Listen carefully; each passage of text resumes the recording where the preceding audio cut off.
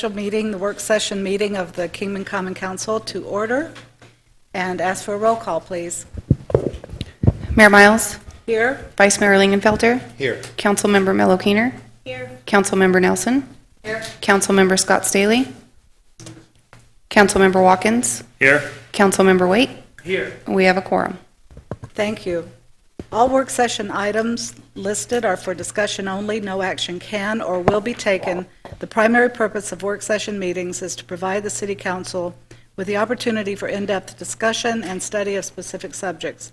Public comment is not provided for on the agenda and may be made only as approved by consensus of the Council. In appropriate circumstances, a brief presentation may be permitted by a member of the public or another interested party on an agenda item if invited by the mayor or city manager to do so. The mayor may limit or end the time for such presentations. The only topic of our work session tonight is the West Kingman traffic interchange update, and I will turn this over to Manager Foggett. Thank you, Mayor. Just for the record, Councilor Staley is excused. excused. Not speaking. Tonight, we did have a little bit of a change. But we've got a good group of folks who basically cover for you what is happening so far with West Kingman interchange.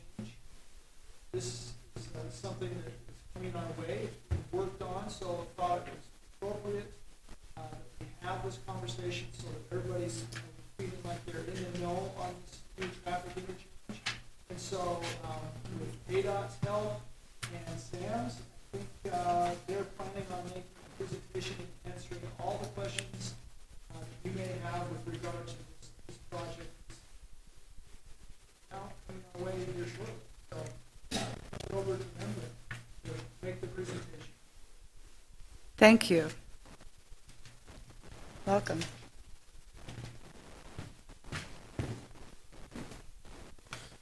Good evening, Madam Mayor and Council.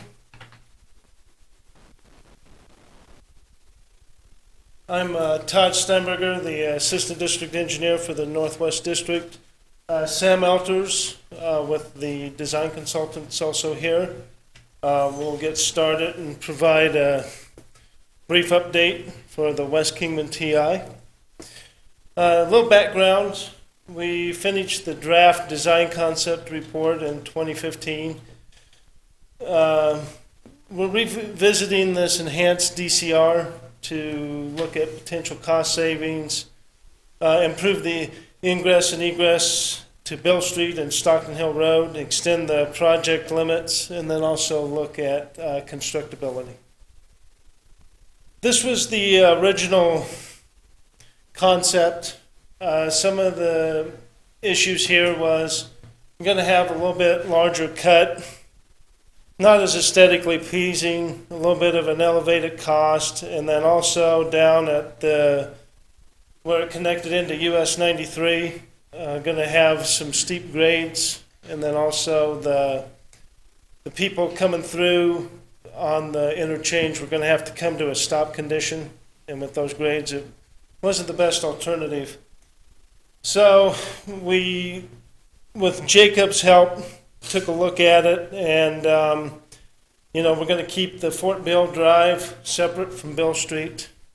They looked at keeping the I-11 US 93, I-40 traffic flowing to keep that movement from not having to come to that 6% grade and then come to a stop. And then over at the I-40 side, looked at potentially exiting the freeway on the left side, the I-11, heading over to US 93. FHWA didn't approve that concept, but the whole idea behind this was to elevate the ramps and eliminate such a massive cut. The 300,000 cubic yards of waste, more aesthetically pleasing to the community and also cost savings. So this is what they proposed after FHWA wasn't too fond of the exiting on the left side of the I-40 interstate. They're shifting everything over to the median, and the through traffic in the westbound condition will be using the far left 2 lanes, and then the traffic will be exiting on the right like they normally do. Ramps will still remain elevated, and the cut will be reduced, which is aesthetically pleasing and is a good cost savings. We're extending the auxiliary lane a little bit closer up to the I-40 Stockton Hill TI. That way you're going to have a 3rd lane now, basically coming from Stockton Hill to the West Kingman interchange. This will help the traffic flow smoother, and the truck traffic can remain in the right lane, and passenger cars can be in the 2 left lanes. This will give you an overall view of the environmental impacts of the total work. It extended a little to include what we're providing for the auxiliary lanes on I-40, and then a little bit of the change of how we're elevating the ramps and reducing the impact with the earthwork. A little bit of a schedule. We had a business stakeholder meeting back in July. It tended fairly well, pretty positive. We presented this morning, Alvin did, at the Board of Supervisors and here tonight. We're going to go ahead and have the public hearing early in 2020. Got a little bit delayed. We were hoping to have it before the first of the year, but design got pushed back a little bit. Then we'll finalize the DCR and start final design. Then in 2020, we'll also begin the right-of-way acquisition, and then construction is in the 5-year program for fiscal year 2024. And the total program amount, including the right-of-way acquisition, is $66.2 million. Okay, we'll open it up to questions. I don't know if Sam has anything else to add? Madam Chair, council members, good evening. Sam Good Elters. I think you covered it really well. The only thing I would say is the phasing of construction.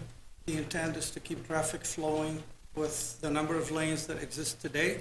So there will be no reduction of lanes during the construction, both on I-40 and US 93. US 93 widening will take place to the outside.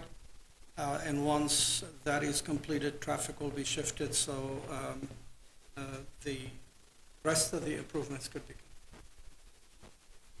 Thank you. Thank you, Mr. Elders. Questions? I did have one question. First of all, thanks for being here tonight. I appreciate the update for the public. With construction starting in 2024, how long do you think that something like that would take to construct? When would it go to final completion? How long does it usually take? We'll have to look at it closer in design, but I mean, you're looking at a pretty extensive construction project here. You're looking at about a 1.5 year project. Yeah. Well, I'm glad to hear that there's going to be a 3rd lane between Stockton Hill Road and downtown, because I know that especially during holiday weekends, it gets pretty bunched up there. So, thank you. Just one more comment, and that is Phase 1 will be constructed in 2024, which is the south to east and west to north. Phase 2 will not be constructed in 2024, and it is to be determined when that gets constructed, just so you know. And traffic modeling that was done since the last presentation that was made to you illustrated the need for the 3rd lane all the way to Stockton Hill Road, and that is why it was added. Any other questions? When you're done, Okay. You say that there'll be public hearings starting in early 2020. Just for the purpose of informing the public, how will that be announced, and how will people be aware of where the material is? I've had a lot of requests for, where do I find the information about this proposed, development? And so how will that take place? Did you want to cover that, sir?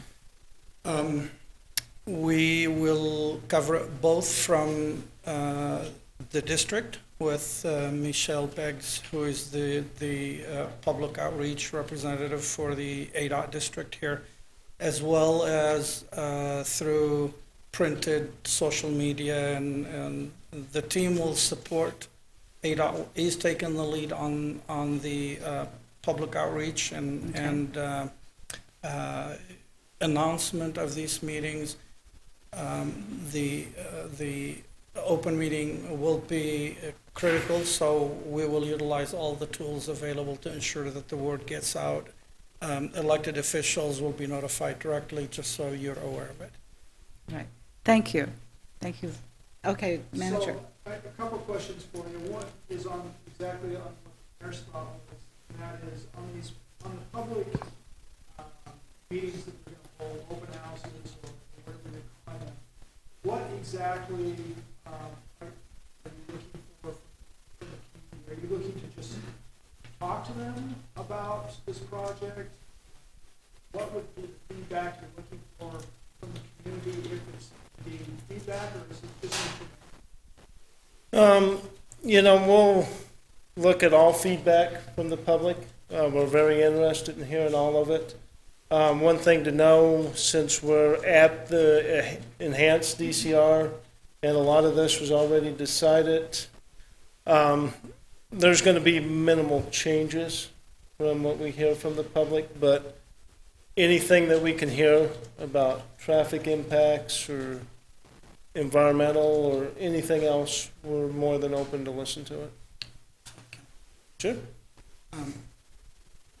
Madam Mayor, council members, and city manager Foggin, it's required by the NEPA process, the National Environmental Policy Act. What was concluded before is being changed substantially enough, with the ramps going over as opposed to under, to minimize the cut that Todd explained. It requires informing the public of such change. So the intent will be to make that clear, point out what impact on the environment, habitat or otherwise, this change will cause, how it's being mitigated, and it will conclude with a record of decision that will allow it to go into final design and then construction. So that is really the reason. The intent would be to gather and collect all information. Hopefully it's of a positive nature, so we can proceed to design. One can always hope. So the other question, on the project itself, if you could go back and just show that flyover view of the entire project, I think it'd be worth, This one? yes, that. I think it would be helpful to the council and community to understand on this model. There's been talk about us being able to have kind of a welcome to Kingman area. We could just point that out. Just what area that we're talking about, have kind of a welcome sign and kind of improvements in that area. I know the council kind of about where that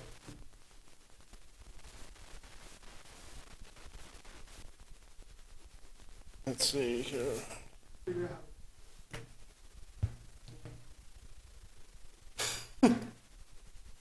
Yeah. There you go. Okay. As we're down here coming in, I know that talked about on the US 93 and previous discussions coming into Kingman, that at the interchange where there was some open space, we put a sign in down there. You know, we were very open at the district to work with you guys through an encroachment permit or an IGA, part of the IGA, to get that in. We'll have to work with staff and Mr. Foggin on getting the details and all that worked out. Well, and also there's the piece that, on the, I don't have the clicker, but as you exit right up there, down, right there, so that area, oval shaped, Yes. that is all open, it's gonna be all open. For a while, for years. Yes, the majority of it is going to be open space. You know, there are a couple of residents in there, but it's pretty wide open. That's kind of where I'm hoping that as a partnership, that have a really inviting place people exit. That's our first kind of message. Welcome to Kingman. Now, as people come out of Vegas, obviously we're interested in attracting people to Beale Street, Powerhouse. So as people exit there, obviously we're going to want to have conversations with them several times on this, where we're going to want to have kind of a nicer open space with signage, welcome to Kingman there as well. I appreciate conversations we've had with the ability to put on the signs, all of it. Something that we're going to definitely work on next year. I think it's important that we're going to be trying to take traffic. Now, as this PI moves people past our city, then the challenge becomes for us as a community, get those people off, stop at the Powerhouse and Beale and use our, I can tell you from yesterday, people coming out of Vegas, that traffic was parked over top of the hill waiting to get through. That's not a great way to welcome people to Kingman, but we also don't want to fall victim to just having people go past Kingman as well. So we're looking forward to how that part of this project be welcoming people who not only live here, but appreciate that. The only other thing, maybe you guys can tell me how this project went from being cut into the ground to being able to be over top.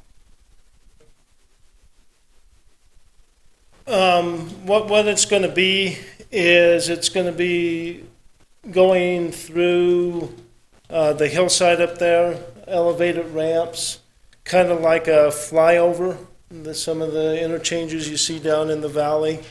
And then it's going to come back down and tie into grade at US 93. It's going to skirt along the hillside whenever you see it from the White Cliffs area over to the downtown Beale Street area. Sure. To add to Todd's, the initial DCR was completed, and the department was getting ready to move into the next phase. In the process, teams formed in the private sector to compete for this phase, and usually the process consists of bringing bright minds together and trying to figure out ways to take anything, any product that you have in hand and improve it. And in the process, it was recognized by the department that there are some opportunities here based on some of the ideas that they saw that truly are worthy of consideration. So the department decided to allow for this DCR refinement, as they called it, to give these ideas a chance to develop and improve. And truly, as you heard from Todd and as you noted yourself, it brings it out of the ground, it minimizes the cut, it lessens the visual impact, it saves, precious dollars. And all around, I think the biggest improvement is not stopping traffic coming out of the city or into the city at a half diamond interchange, and allowing the free flow from the north to continue, whether they want to continue on or come through the city. This is a free flow movement that is much more advantageous than the previous. Did I answer your question? So I'll add on to that question. So in doing that redesign, if you will, and the value engineering component, you've eliminated that stop and the steep grades, is that right?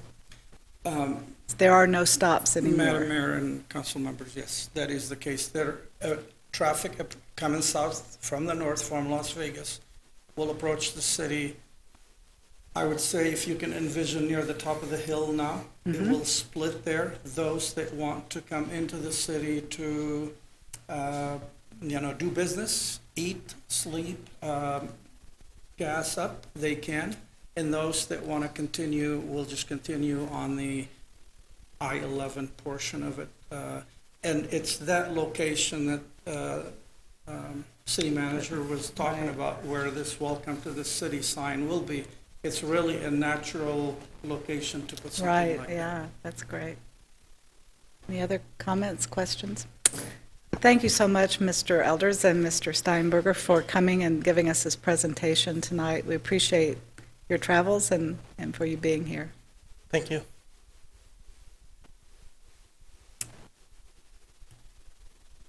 Well, that is the end of our business tonight, so since there are no other items this evening, I will call this meeting to an end, and we are adjourned.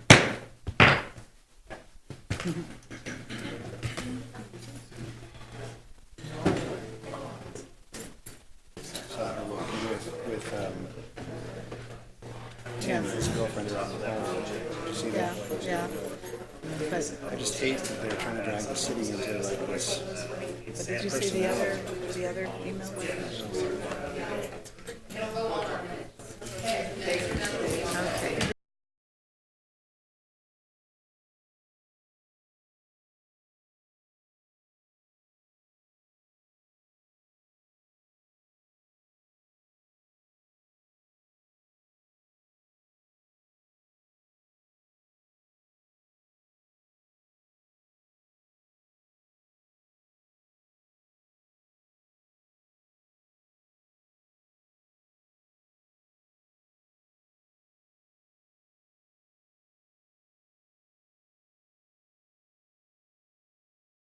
Good evening, everyone, and welcome to the council meeting of the Kingman Common Council. Could we have a roll call, please? Mayor Miles, Here? Vice Mayor Lingenfelter, Here. Councilmember Mello Keener. Here. Councilmember Nelson. Here. Councilmember Scott Staley, she's excused. Councilmember Watkins. Here. Councilmember Waite. Here. We have a quorum. Thank you. Tonight, our invocation will be given by Imam Umar Mahmood, and we appreciate him coming. And please remain standing for the Pledge of Allegiance.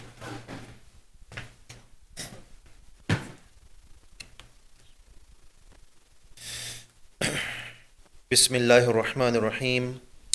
I start with the name of Allah, who is very merciful, all merciful. O Allah, guide us with those whom you have guided, and strengthen us with those whom you have given strength. Take us to your care with those whom you have taken to your care. Bless us in what you have given us. Protect us from evil you have ordained. O Allah, we hope for your mercy. Do not leave us to ourselves, even for the blinking of an eye. Correct all of our affairs for us. There is none worthy of worship but you. Amen. Amen. Please join me in the Pledge of Allegiance to our nation's flag. I pledge allegiance to the flag of the United States of America and to the republic for which it stands, one nation, under God, indivisible, with liberty and justice for all. Thank you. The council may go into executive session for legal counsel in accordance with ARS 38-43103A3 to discuss any agenda item. The following items may be discussed, considered, and decisions made relating thereto. And our first order of business tonight is a recognition, proclamation regarding Falls Prevention Month. And I have that here, and I think Melinda Kemp from WACOG, is she here to receive this? Thank you, Melinda. I'd like to read this proclamation about fall prevention. Whereas it is estimated that 22% of Kingman, Arizona citizens are 65 years of age or older, and whereas it is estimated that 1/4 of people 65 and older will fall each year, and whereas 1 out of 5 falls cause a serious injury, such as broken bones or a head injury, and whereas falls are the leading cause of both fatal and non-fatal injuries among older adults in the United States, and whereas falls are the most common cause of traumatic brain injuries among Arizona citizens 65 years of age and other, with falls accounting for 54.4% of fatal traumatic brain injuries among older adults. Whereas the Western Arizona Falls Prevention Coalition is working to increase awareness of this issue, promote multidisciplinary strategies to prevent falls, and encourage citizens to take steps to protect those who are at increased risk of falling.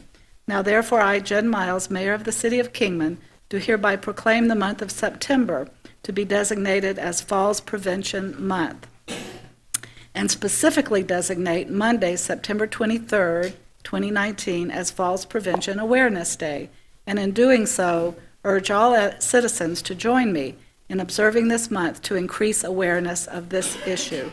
In witness whereof I have hereto set my hand, and I certainly appreciate you being here, Melinda, to accept this proclamation. Well, thank you very much for your Would support. you like to speak? I don't know. Oh, please go ahead I'm not if you sure would how like this to. all works. No, do if have you an would like to event. say a few words? Yeah, we do have an event on the 23rd for everybody to bring awareness to this event, or to this issue. And so it'll be at the community center next to the Centennial Pool. I've brought a few flyers if anybody's interested. And I work with Western Arizona Council of Governments just down the street. And if anybody has any information that they need or could want to help, just give us a call and let us know. That's great news. Could you please give those to our city clerk? Thank you. And she can distribute those to council. Now I will. I also wanted to just say thank you for supporting us in this endeavor. Thank you. Don't you need a picture? Oh, wait. Thank you.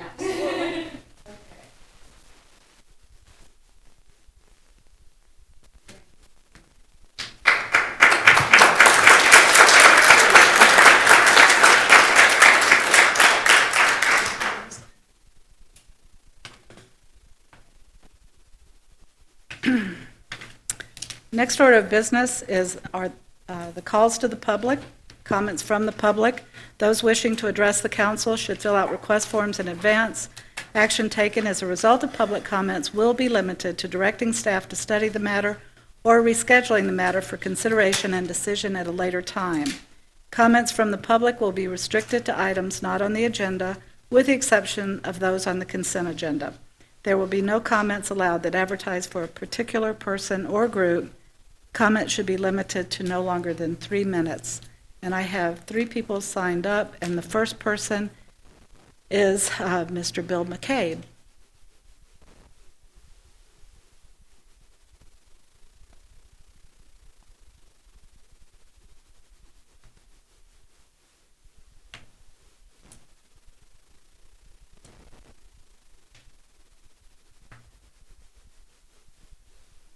Good evening, Council. Good evening. Here to talk again. Tonight I was going to cover a little information that 2012 IBC code, which the building department uses currently. And the first thing is under general, scope and administration, under title.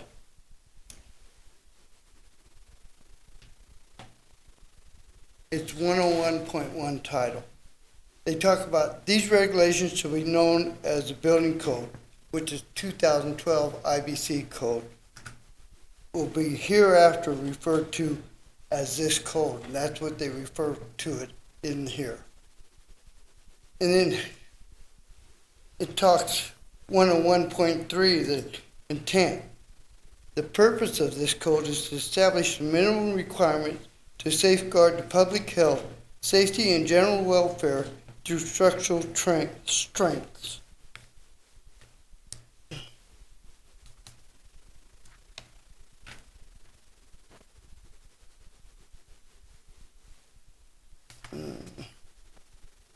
I have Chapter 11, accessibility, 1103, 2.2.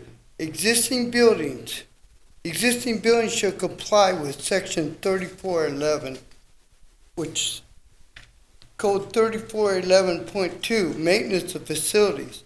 The facilities are constructed or altered to be accessible shall be maintained accessible during occupancy, which means they have to maintain the doors, the ramps, the access to the buildings.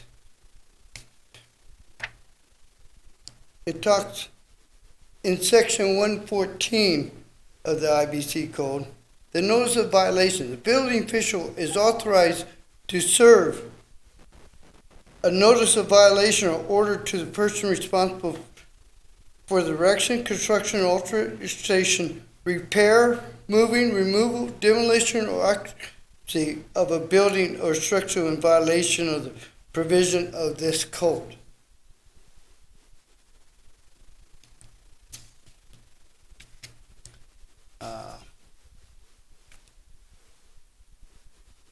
Notices of order. The building, this is 104.3. The building officials shall issue a necessary notice or orders to ensure the compliance with this code. Which brings up that the building department is still to enforce the codes on the existing building and write them violations and track that. Thank you, Mr. McCabe. Thank you for your time and have a good night. Thank you.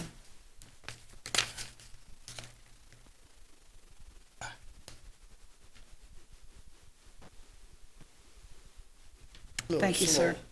It's okay.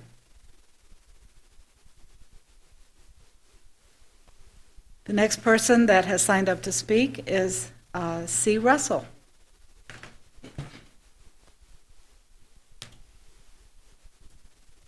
Good evening, Mayor, Vice Mayor, Council, and staff. I'm here tonight to talk about not next weekend, weekend after next is the county fair. And again, this year, the Clean City Commission will have their booth to give out printed material and answer questions as best we can in regards to our modified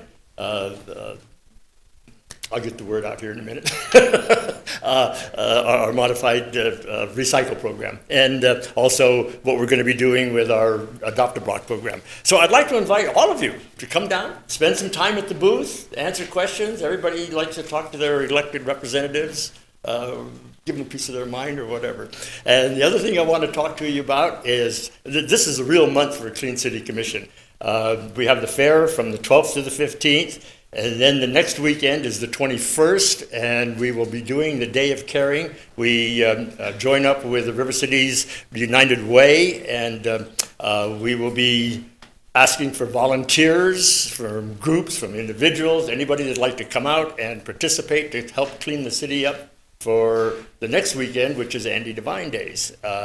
The program starts at about 6 o'clock in the morning. If you want to come down and have breakfast and start collecting trash at about 7 o'clock. We go from 7 till noon. There will be people driving around with water bottles with the weather the way it is. We'll be hydrating everybody as best we can, and there will be food. So if you'd like to come down and help us out, we'd appreciate it. We could use a lot of help. Just the Clean City Commission alone could use a lot of help right between the old Kmart store and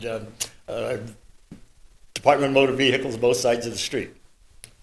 And if you want to sign up for the fair, the go-to person is Commissioner Sarah Ferry. She's doing sign-ups. Otherwise, just stop by and say hi and spend some time in the booth. Thank you. Thank you so much. One other little quick thing before I leave.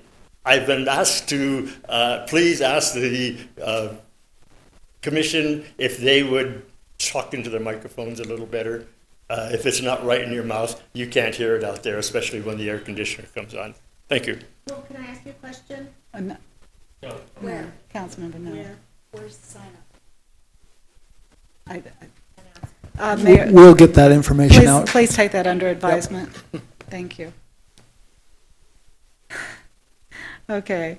And the last person that is signed up to for call to the public is Stephen Robinson.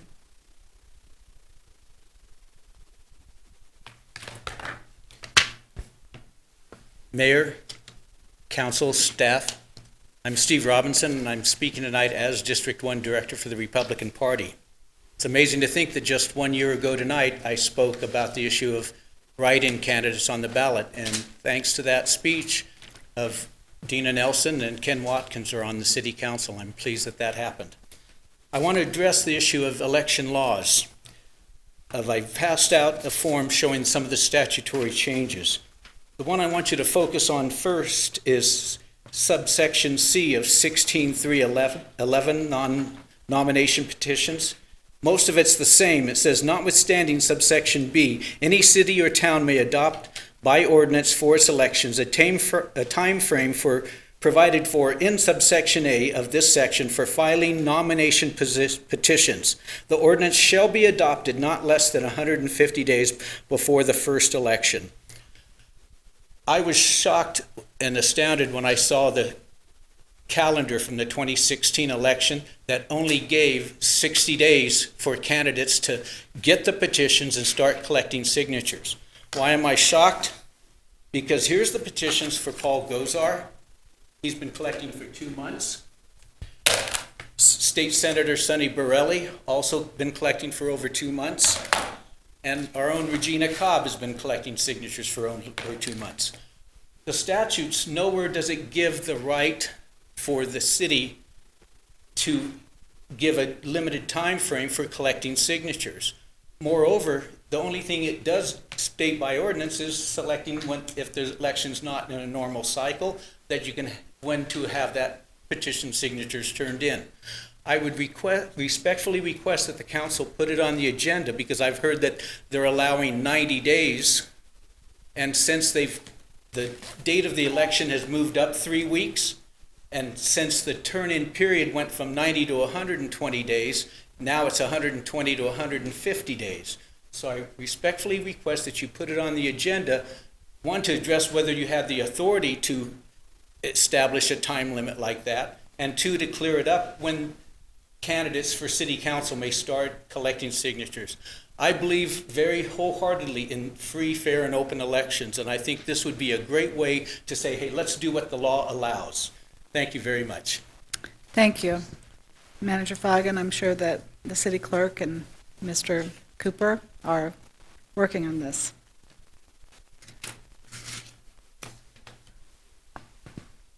Okay. We move on to the consent agenda. All items listed here are considered to be routine by the City Council and will be enacted by one motion. There will be no separate discussion of these items. If discussion is desired, that item will be removed from the consent agenda and will be considered separately. Are there items that the council, any council members would like to remove from the consent agenda? G for me. Madam Mayor, I'd like to request that we remove item F and item U.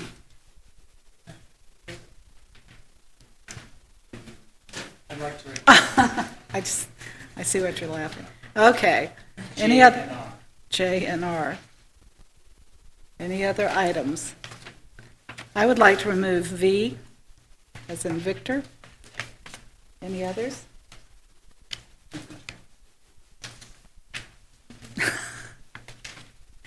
Okay, then I would entertain a motion to adopt the consent agenda items A through V, with the exception of G, F, U, J, R, and V.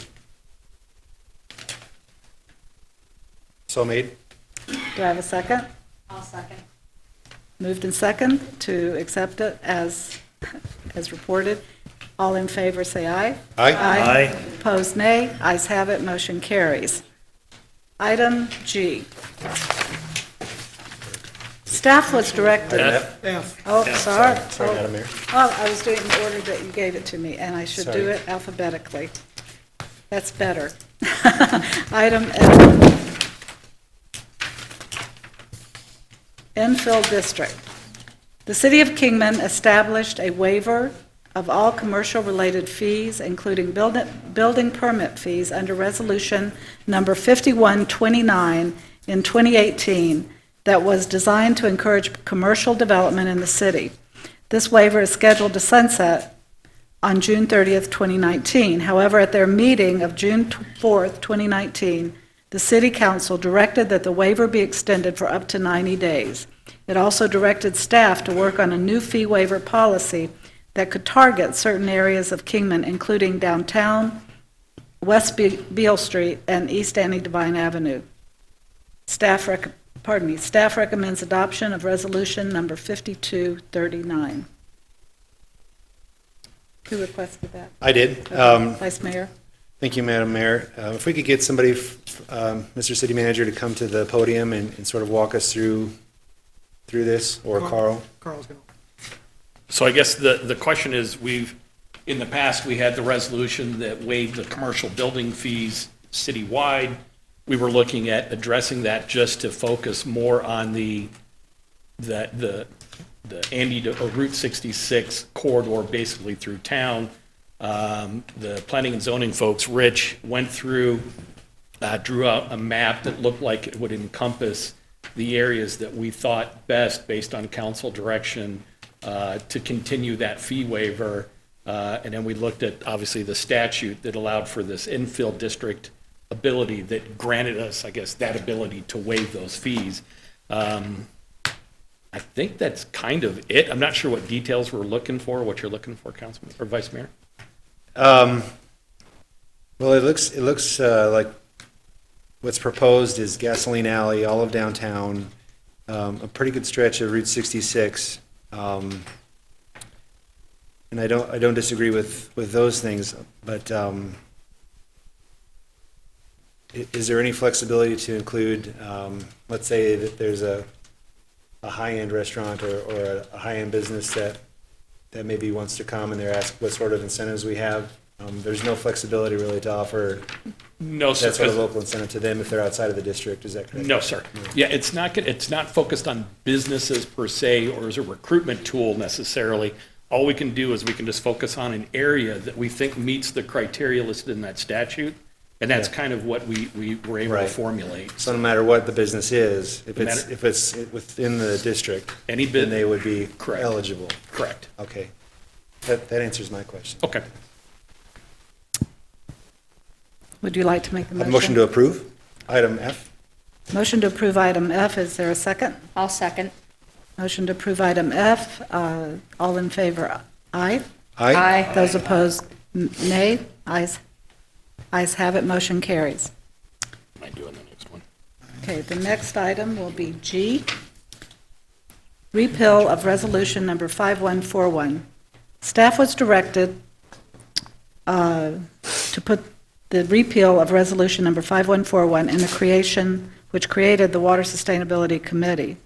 The city manager may assign staff, as needed, to work with various subject matter experts, including county officials, to do the same type of work. Staff recommends the repeal of resolution number 5141. Okay. Thank you, Madam Mayor. I was one that actually request to have this pulled. I was also the one that initially brought this to council, and the reason I brought it was to make sure that the city of Kingman put the brightest minds that we have in our area on the issue of water and to be proactive instead of reactive. So this resolution proposes to repeal the Water Sustainability Committee, and I understand why. So it doesn't get in the way of doing business. And a lot of these people, they work together on a weekly basis, and we don't want to violate open meeting law. I understand that. But I have really three concerns that I don't want to lose if we repeal this resolution, and I'll just go through those. The first one is the resolution that we adopted, it formally adopts a one water framework. And I don't want the city to lose that. I think that's important. And I don't know how you would institutionalize that going forward, but I think that's really important that we still capture that and we adopt that, and that's the city's official position, that we have adopted a one water framework, because as we go into the future, I think it's going to become more and more important. And the second thing, the resolution that we adopted was a way to kind of assure that water was always a high priority. Because council members come and go, city managers come and go, and we wanted something that was going to stand the test of time and always be a priority. And I don't know how you do that. I mean, under what we're proposing, you as our current city manager have the ability to call this thing forward, but if you were to leave some way, shape, or form, what's to say the next person is going to do that? There's no guarantee that they're going to do that. And so I don't want to lose the importance of that moving forward, no matter who's on council or who's sitting in the city manager chair. That's important, I think. And then the other thing was the fact that we had public members involved. And I don't know how you propose to keep the public members involved, but I think that, at least for me personally, that's important. Because as a community, we all are affected by this issue, and it's not just staff. And I feel it's pretty important to have public involvement moving forward. So as long as you can guarantee some way to retain all those aspects, I'd vote for this. So I think we can address all three of those pretty easily. So I will say that my plan is to have, instead of it be a committee, it would be a task force. The task force will operate exactly the same way as it is outlined today. We will, the at-large public positions will be maintained, and they will meet. The thing that we absolutely have to address is the fact that, as you pointed out, Vice Mayor, these folks, at least from the county and the city, are talking and meeting and dealing with the projects that they're talking about as committee members, and that clearly violates the open meetings law. And so in an effort to address that, this task force will be asked to do and report and take public input the exact same way that they've been doing it. It just, under a task force that's under my control, they will be able to do their day-to-day work as well. And as far as the priority for water, obviously, that ultimately still falls to the city council as we continue to do strategic planning with the council, and as we work on action items to achieve those strategic plans or the strategic plan of the council. We are going to continue to make water probably, if not one, two, the most important thing that we deal with. And so I can tell you that as the council is leadership changes, whether it's on the elected side or the administration side, having a strategic plan that answers and talks to water is going to always continue to be important to the council, and it's going to continue to be important to the leadership operations side of the city. But we will leave the task force in place as they operate today. As far as maintaining the one water, that's something that I'm going to ask Greg and Rob to work on so that it's a standalone item that just becomes part of what we do going forward, that we're following the best practices that are outlined in that program. And if we need to bring something back that says this is how we're going to operate with water, then, I'm fine with that as well. But I can tell you that Greg and Rob, as our representatives and our people that are working on the water issues, are monitoring and following those best practices as outlined, and will continue because it's the right thing to do. I have one follow-up question. I know since 2016, I've been involved in something called the Water Now Alliance. Looking through the membership, I believe Councilor Waite is also a member of the Water Now Alliance. And they really do push this one water framework and localized water systems. I'd feel better if I think that's a policy issue. I really do, to adopt that for the city. Yeah. And I'd feel a lot better if you and your staff were to bring that the city of Kingman is officially adopting a water framework. I don't think that that hinders any public Yeah. meetings. No. It's just declaring that it's the city, this is what we adopt. Would you be able to bring something back? Sure. Okay. And we're member, and Rob, Keelan, are you a member as well? Water Now? Yeah. So we have membership as well in that, Good. so, I appreciate that. yeah, Thank no you. problem. I'd like to add to that discussion. Most of you know that I'm on the legislative appointed committee that is going to be reviewing groundwater studies over the course of the next couple of years and making recommendations to the Arizona Department of Water Resources, the governor, and the legislature on our groundwater, making recommendations on policies and programs that will protect and sustain our groundwater for our future. And this committee is really already very important in the fact that Nick Haunt, who is the chair of that committee, was in Phoenix when we had our first meeting last week, and representing, the thoughts of that group, and I think he's a resource, and everybody recognizes that group is a resource and has good minds that are going to factor into the discussion. He's been working, and the committee apparently has been working with many of the stakeholders here to get data, and working with the USGS and the Arizona Department of Water Resources to make sure that they have the data that we've gathered and that the county has gathered. So there's a big coalition of people now that are working together, and we certainly want to keep those groups working together on this issue, and I feel confident we will. Yeah. We've had that discussion, and I know that we all intend for our county and city partnership of our experts on water projects to remain. So appreciated him being there, and it's important that the city and county both have representatives there too. So that coalition will continue. Yep. So having said that, are there any other comments on this subject? I have one more question. Okay. Just want to confirm and actually back up what Vice Mayor. Oh, Lord, thank you. What Vice Mayor Lingenfelter said. We are going to keep this public. We're going to have public involvement in that, Yeah. correct, Ron? Okay, Yeah. just want to confirm that. Thank Yeah, you. we have no intention of losing any momentum that we've gained through this, and we as a community, and I will say the county as well, have been great partners.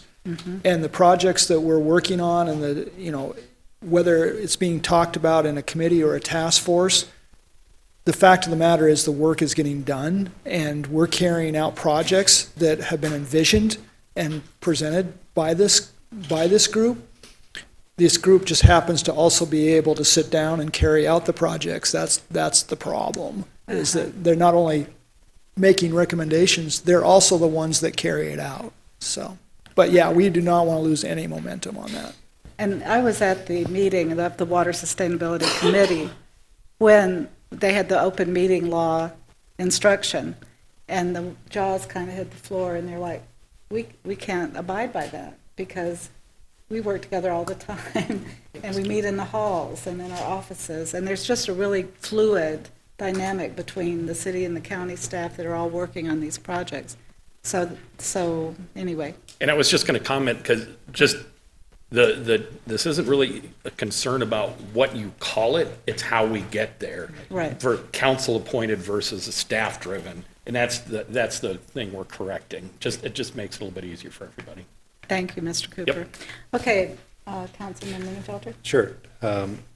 I'd recommend, Vice Mayor, sorry. that's okay. Yes, Call me sorry, whatever you sorry, want. I don't sorry. even care. Whatever you call, right? Whatever you call me, yep. Motion to approve item G? Have a motion, second?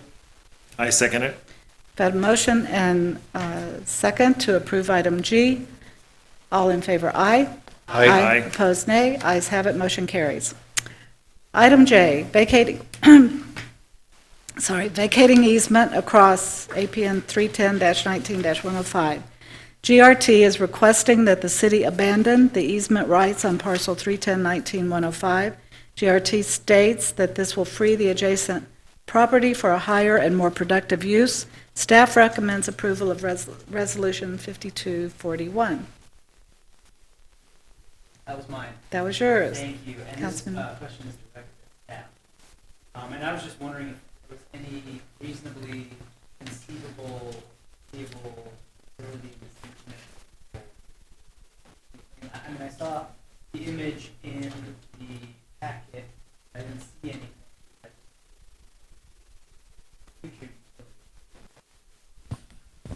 Well, as far as we can tell, there's the vacation of this would be warranted because it's small enough to where it just wouldn't lend itself to anything. Now, future, yeah, you know, I would say that our best look at it is that it's the recommendation that we would make. Because it just doesn't lend itself, doesn't appear to be close to any utilities. So, I saw that Unisource weighed in. mhm. Is that correct? Yep. They had no objection. Correct. He, I apologize. I would. oh,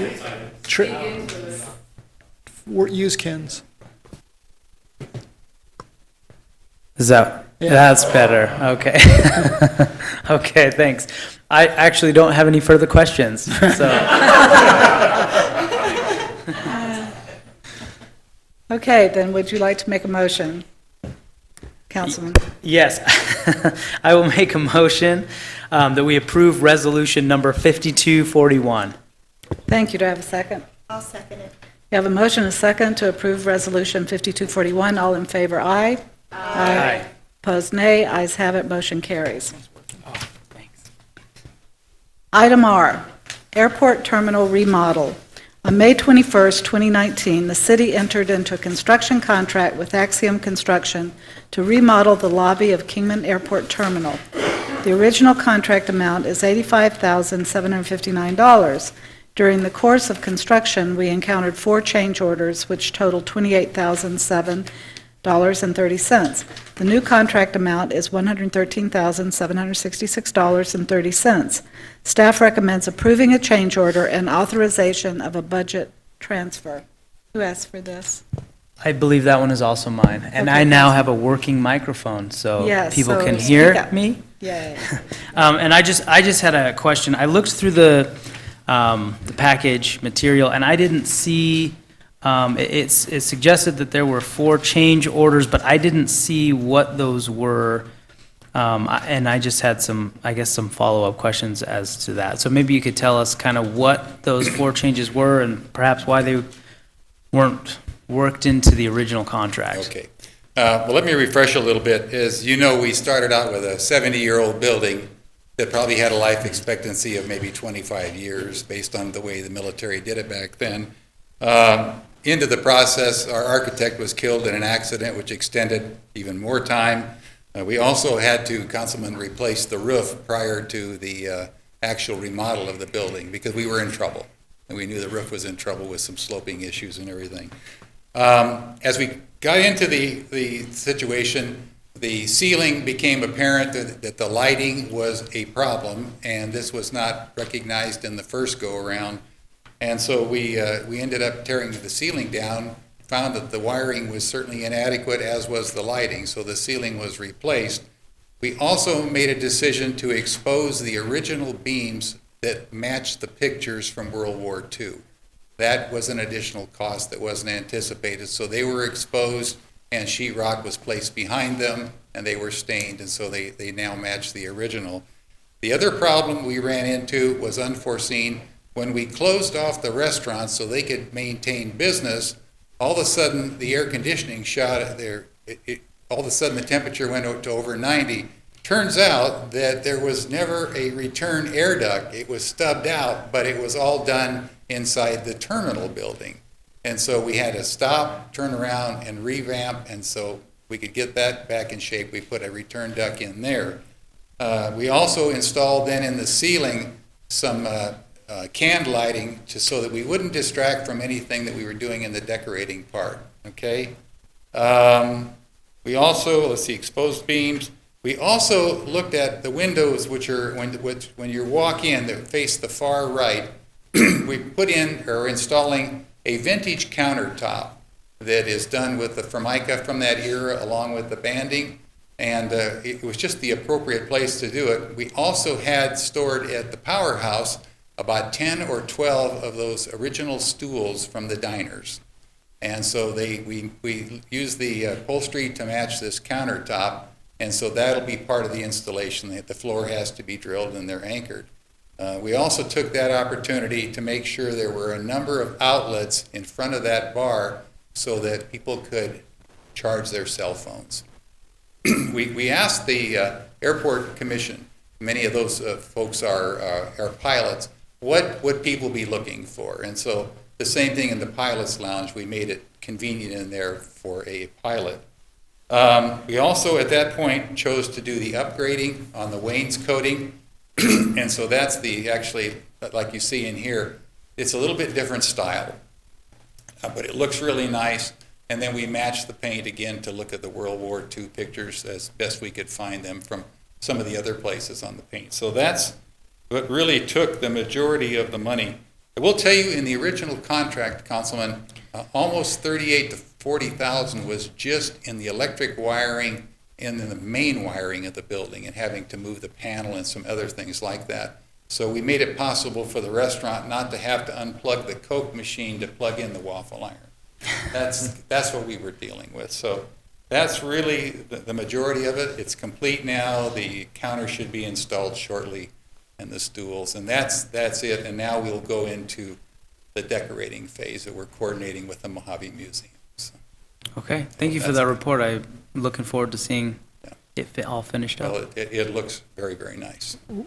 One other thing, Gary, that you may have missed is that when they opened the ceiling, surprise, there had been no insulation in the ceiling ever. Zero. So the cost of electricity for heating and air conditioning, we were losing it through the roof. So it now has bless you. It now has the appropriate insulation in the ceiling that was always thought to be there, and so that was another big piece that surprise. So, Thank you, Mr. Kellogg. you. Thank you, Councilman. Thank You ready to make a motion? Yes, I do. I'll make a motion that we approve the change order and authorize the budget transfer. Have a motion, do I have a second? Second? Motion is second to approve the change order and authorization of a budget transfer. All in favor, aye. Aye. Aye. Opposed, nay. Ayes have it, motion carries. Item U, bulk fuel contract. The attached contract is the Mojave County contract for bulk fuel purchases. The City of Kingman and Mojave County share a cooperative purchasing IGA. The contract has cooperative use language allowing it to be shared by other agencies. Fuel purchases will be made utilizing the Mojave County contract for the annual budget amount of $750,000. Staff recommends approval. Vice Mayor. Thank you. Yes, I asked to have this pulled. As a former public procurement guy, buying fuel for a public organization is really the only way to go. And I just had a couple of questions about what other cooperative contracts, because I know that there are a number out there. I know the state contract has fuel contracts. I think Mojave Educational Services Cooperative may have a bulk fuel contract. And there's others out there. I mean, there are several cooperatives, regional and national cooperatives that have bulk fuel cooperative contracts. In order to maximize value for the city's dollar, I wanted to see which of those we looked at as an organization and why we picked the one that we did. Was it the best value for our dollar? So I want to say yes, but the person that could best answer that is not here. Actually, all of you that know Jack, I thought he was going to be here, and, Miss Tina. Oh, Director perfect. Mullane, thank you. Come to the podium. Not a lot of information, but I did talk a little bit to Jack about the cooperative, and he did check the state cooperative contract. You did, okay. And the state requires a minimum amount that we would not be able to meet, which is why he chose the Mojave County cooperative contract. Got it. I don't know You don't have his to be looked at any of research the on other the ones or not? others. I Okay. don't. Yeah. Again, personal preference, I think that's why we need a professional procurement person, but that's just my opinion. That's the only question that I had. Thank you. Vice Mayor, would you? Yeah, I'll make a motion to approve item U. I have a motion to approve item U. Is there a second? I second it. Motion and second to approve the contract for bulk fuel purchases. All in favor, aye. Aye. Aye. Aye. Opposed, nay. Ayes have it, motion carries. And then I pulled V, paving for pizza donation. Domino's is currently leading an initiative called Paving for Pizza, which is aimed at helping local communities whereby they donate funds to towns across America to be applied to public road repairs budgets. Local residents have nominated the city of Kingman to receive a donation to help with local roads. Domino's would like to donate $5,000 to be spent toward the road repair budget. As current asphalt prices, the donation will purchase about 60 tons of asphalt. Last year, Public Works purchased over 800 tons of asphalt for repairs, and staff recommends approval. And I only pull this to recognize that this is a very thoughtful donation and that we appreciate Domino's having initiatives like this. I don't know if there's anyone from Domino's in the audience, but just wanted to give them a nod for recognizing that our roads, and probably that of many cities, have that need for support in getting our roads repaired. So now more than ever, we appreciate these donations. And 60 compared to 800 isn't huge, but it is something, and so we really do appreciate it. And with that, I would move that we accept Paving for Pizza donation of $5,000 from Domino's. I'll second. I have a motion and a second. All in favor, aye. Aye. Aye. Those opposed, nay. Ayes have it, motion carries. Thank you. Okay, we have no old business, so we'll move right into new business, which is a public hearing and action on a proposed grain silo encroachment at 532 East Beale Street, ENG 19-0067. The city has received a substantial encroachment permit application from Terry Thompson, owner of Rickety Cricket Brewing, for a grain silo installation in the public sidewalk at 532 East Beale Street. On his application, Mr. Thompson indicates that the grain silo would encroach 2 to 3 feet on the adjoining sidewalk. The notice for public hearing has been published in the Daily Miner and has been posted and mailed to surrounding property owners within 300 feet of the proposed encroachment. Public Utilities and Mojave County Flood Control District have also been notified. Staff recommends approval based upon the following conditions being included. 1, any cost for adjusting the silo to meet future Beale Street sidewalk grades or other recommendations from the Beale Street DCR shall be borne by the owner. And DCR is, Manager Foggin, DCR stands for? Stands for Design concept. Design, oh, thank you. 2, provide proper separation of the silo from existing electric wires following the requirements of all applicable city, state, and federal codes. 3, submit engineered plans for the grain silo installation following the requirements of all applicable city, state, and federal codes. 4, the maximum encroachment into the city right-of-way shall be 3 feet, including the silo, engineered footing, ladder, and other accessories. 5, appropriate traffic control conforming to the manual on uniform traffic control devices during filling and loading operations. 6, liability insurance naming the city as an additional insured and appropriate indemnification. 7, for any signs or lettering on the silo, a separate sign permit shall be applied for from the Planning Division. This is Mr. Henry. Thank you for being here. Do you have a presentation? Yes, Mayor, good evening, Mayor and Council. I'm just going to walk through the attachments that are already in your packet and provide a little discussion there, and probably repeat some of the things that you've already nicely read there. So staff has received this substantial encroachment permit application. We've got the map of the property up here. The location is 532 East Beale Street. The encroachment is a proposed grain silo, steel grain silo that would be located partially on Mr. Thompson's property and partially in the city public right-of-way in the public sidewalk on Beale Street. The information that was submitted with the application indicated that the silo would be about 31 feet 5 inches tall, with another approximate 3-foot extension of a ladder on the top. Would be about 10 feet in diameter. And again, according to the information that was submitted on the application, it would require a 10 by 10 foot concrete pad with an engineered footing. And Mr. Thompson indicated that the grain silo would encroach about 2 to 3 feet in the city sidewalk. Based on the information that was supplied, we prepared some notices as required by our streets and sidewalk policy.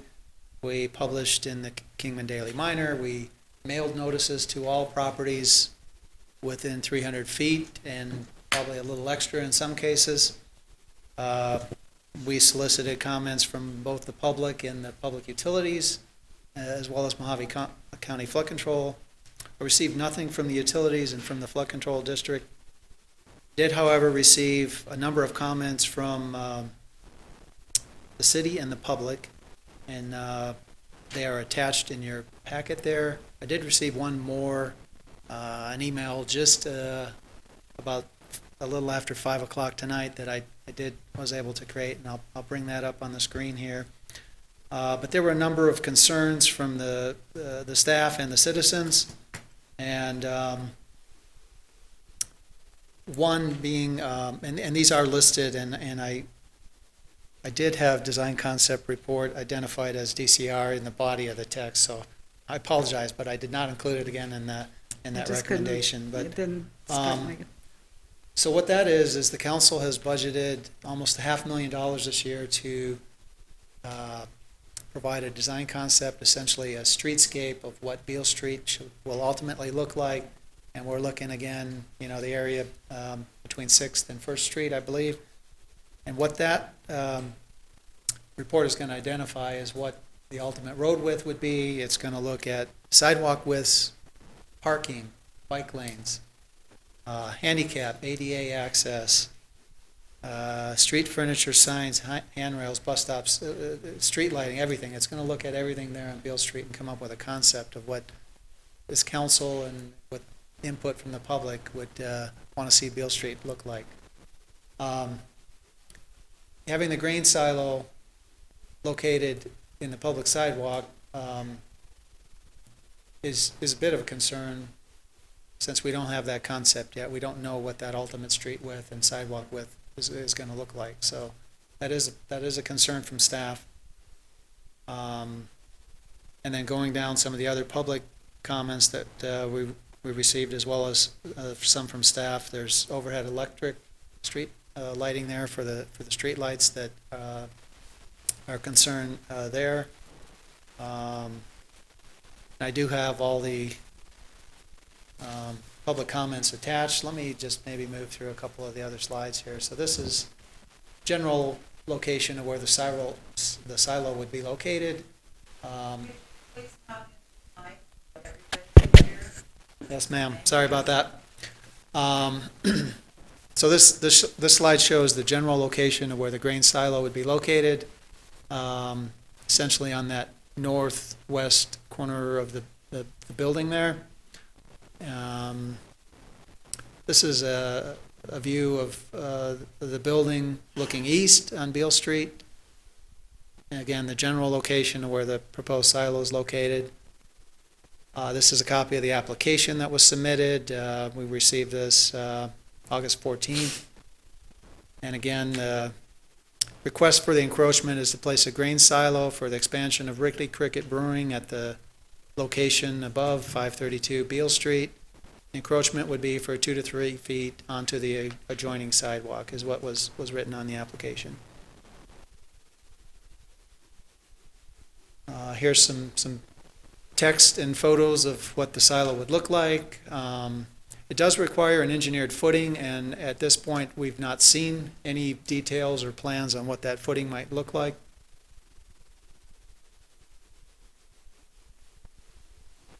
Here's again a slide showing the dimensions of the silo. And this was a sketch that was submitted showing a 10 by 10 foot slab for the grain silo with an approximate 3 foot encroachment onto the sidewalk.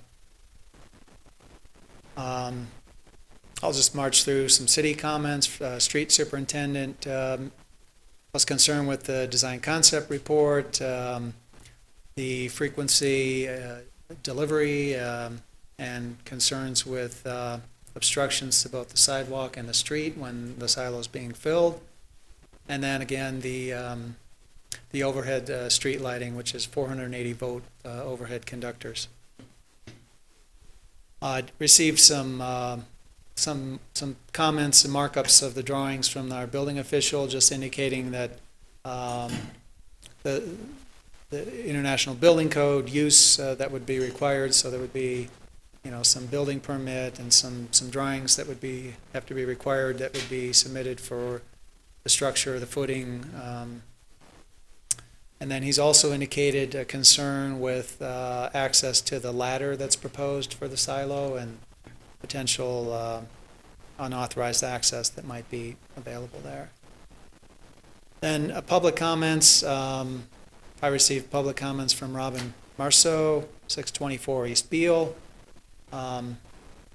There they are on the slide. I won't read through them, but there's concern with aesthetics, there's concern with dust, and these are all listed in your packet. The general appearance, height, pedestrian safety, setting a precedent for allowing essentially an extension of a private business into a public right-of-way. The silo, I haven't seen specifics, but it's going to be a substantial structure. It's going to be over 3 stories tall, and when it's fully loaded with grain, it's likely to weigh several tons. So it's not going to be something that can be easily moved or relocated at the request. This isn't like a fence or some patio furniture or something that might occur otherwise in the right-of-way there. General street appeal, and then the complaint I received today was concern with pests, with roaches and vermin that might be attracted to the grain in the area. So, with that, this is the time that we have scheduled the public hearing. I would imagine there are others signed up to speak on this. Again, I won't read through all these comments, but you do have them. I'll just mention Susan Yamaguchi, 601 Beale Street, James Hecker, 540 Beale Street, Michael Robbins, 543 East Andy Devine. Speak into the mic. Okay. We can't hear your mumbling. Okay. Mary Tom Wise, 427 East Beale Street. And then I received from Dusty Yamaguchi, 601 Beale Street, a written email prior to the meeting here. With that, if there's any questions, I'll be happy to try and answer them. Are there any questions for Mr. Henry? Council member? Well, I don't know if you're the one that can answer, but like filling and loading it? Filling and loading it? Not working. It's just not working. Filling and loading it, how often do you know that's going to happen and what time of the day, that type of thing? We were told in a meeting in Mr. Foggen's office that approximately 4 times a year, the silo would be filled. Unloading would be probably more frequent, but I may let Mr. Thompson, who's here, who's the applicant, to speak to those items as well. Okay. Well, with the ladder, was there going to be a fence around it, is that going to take up even more room on the sidewalk? That's a very valid question. There was a comment from our building official that some sort of ladder or something to block access to the ladder would need to be required.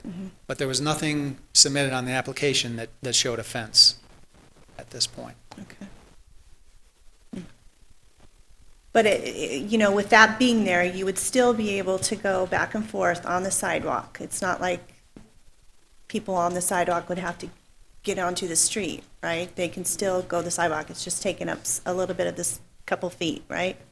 That is the understanding. The sidewalk there is just under 12 feet wide in that area between the back of curb and the property corner. And so, as again, Mr. Thompson indicated 2 to 3 feet on his application. Okay. Okay, thank you. Let's assume construction begins and we see, as the city, something that isn't necessarily fitting the regulations, the rules, and the guidance. How are we to stop that? Can we stop that? Will he stop that? That's, again, a very excellent question, and my answer to that would be, so in the possible conditions to include for approval, there's a maximum distance that the silo would be allowed to encroach, and right now it's listed as 3 feet because that's what was listed on the application. If during construction, staff noticed that was farther, then we would likely stop and come back to council and So my advise question you. then is, Yes. you come back to us, how far into it are we already that then it's built and there's no going back at that stage? Well, I think we would want to see a little more of a detailed plan showing Fair? what the footing looks like, where it's located in relation to the property, prior to even starting construction, prior to issuing the right-of-way permit that would allow the work. So at that point, once we saw that, prior to construction starting, we would first probably have a discussion with our city manager and then likely bring it back to council. If council approves a specific encroachment, we would not allow that to be exceeded unless council heard it and allowed something different at that point. Mr. Henry, I have a question. Does this height conform with the height that other buildings can be in downtown? Well, I might have to defer that to Rich Ruggles, our planning guy, but I don't know that there's a restriction. This would be similar in height to, the Beale Hotel, or on Fifth Street, there's the building where Anna does her fitness. I'm sorry, I don't know the name of that building, but that would be, that's about a 3-story building, and it might be a few feet taller than what the silo is proposed here, but the silo would be taller than the building that exists there now at I saw 532 that. Beale. Thank you. Any other questions?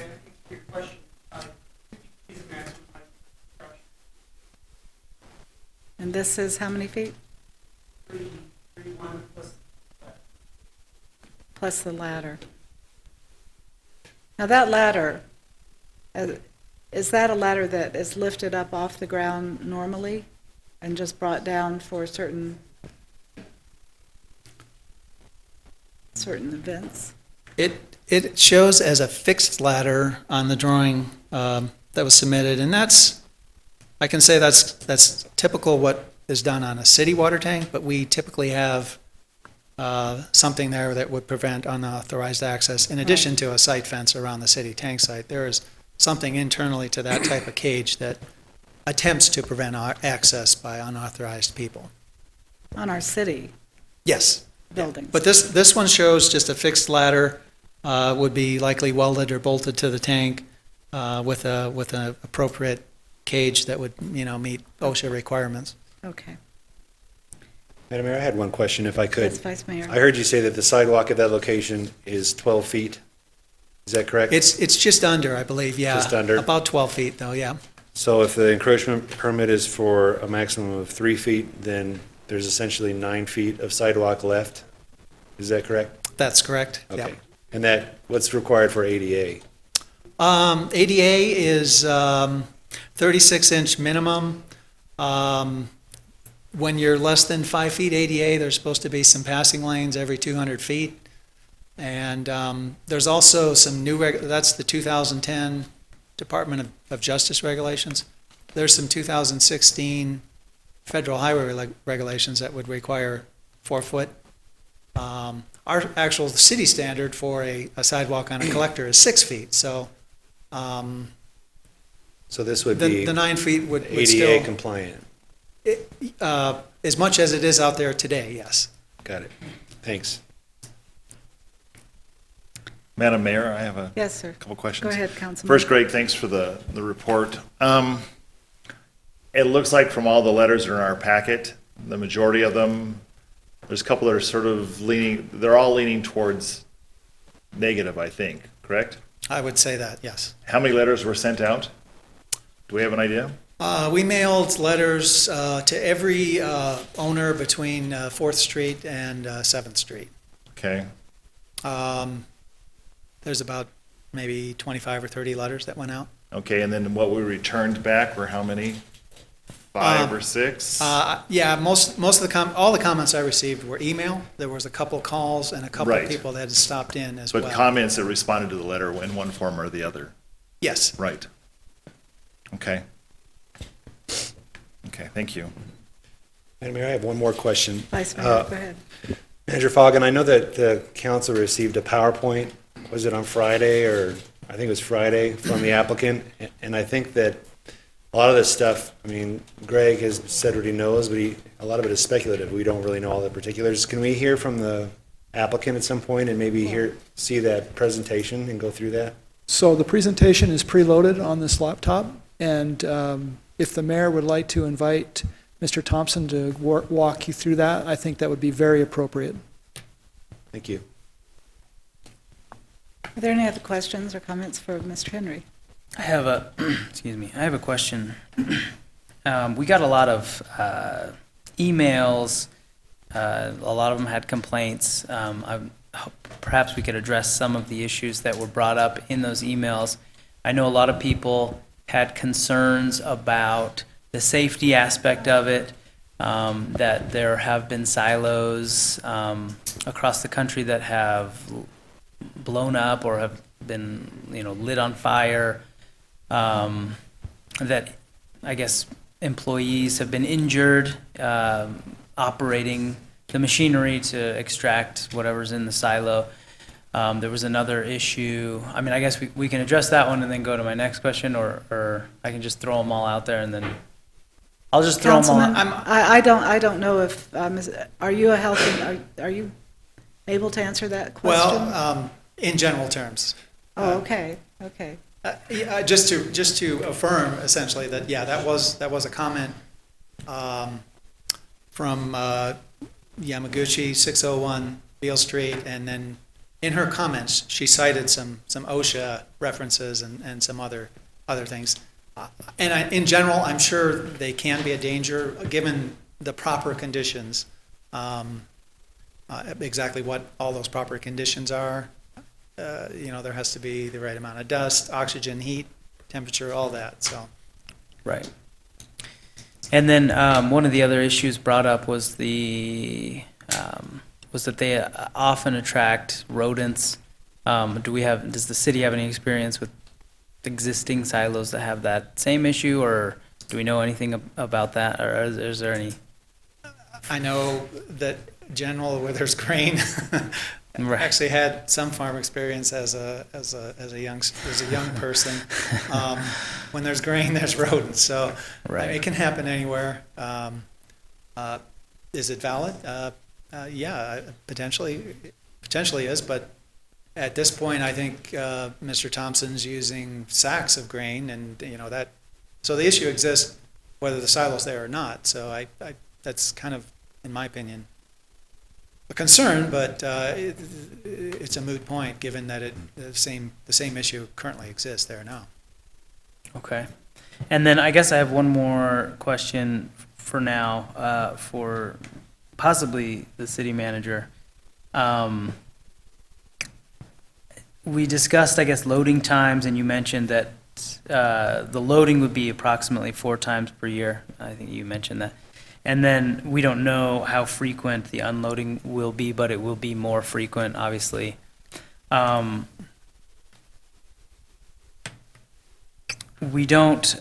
through the packet, I didn't see an artist concept. I just saw a picture of a silo. I assume it's going to be a similar one, but we don't know.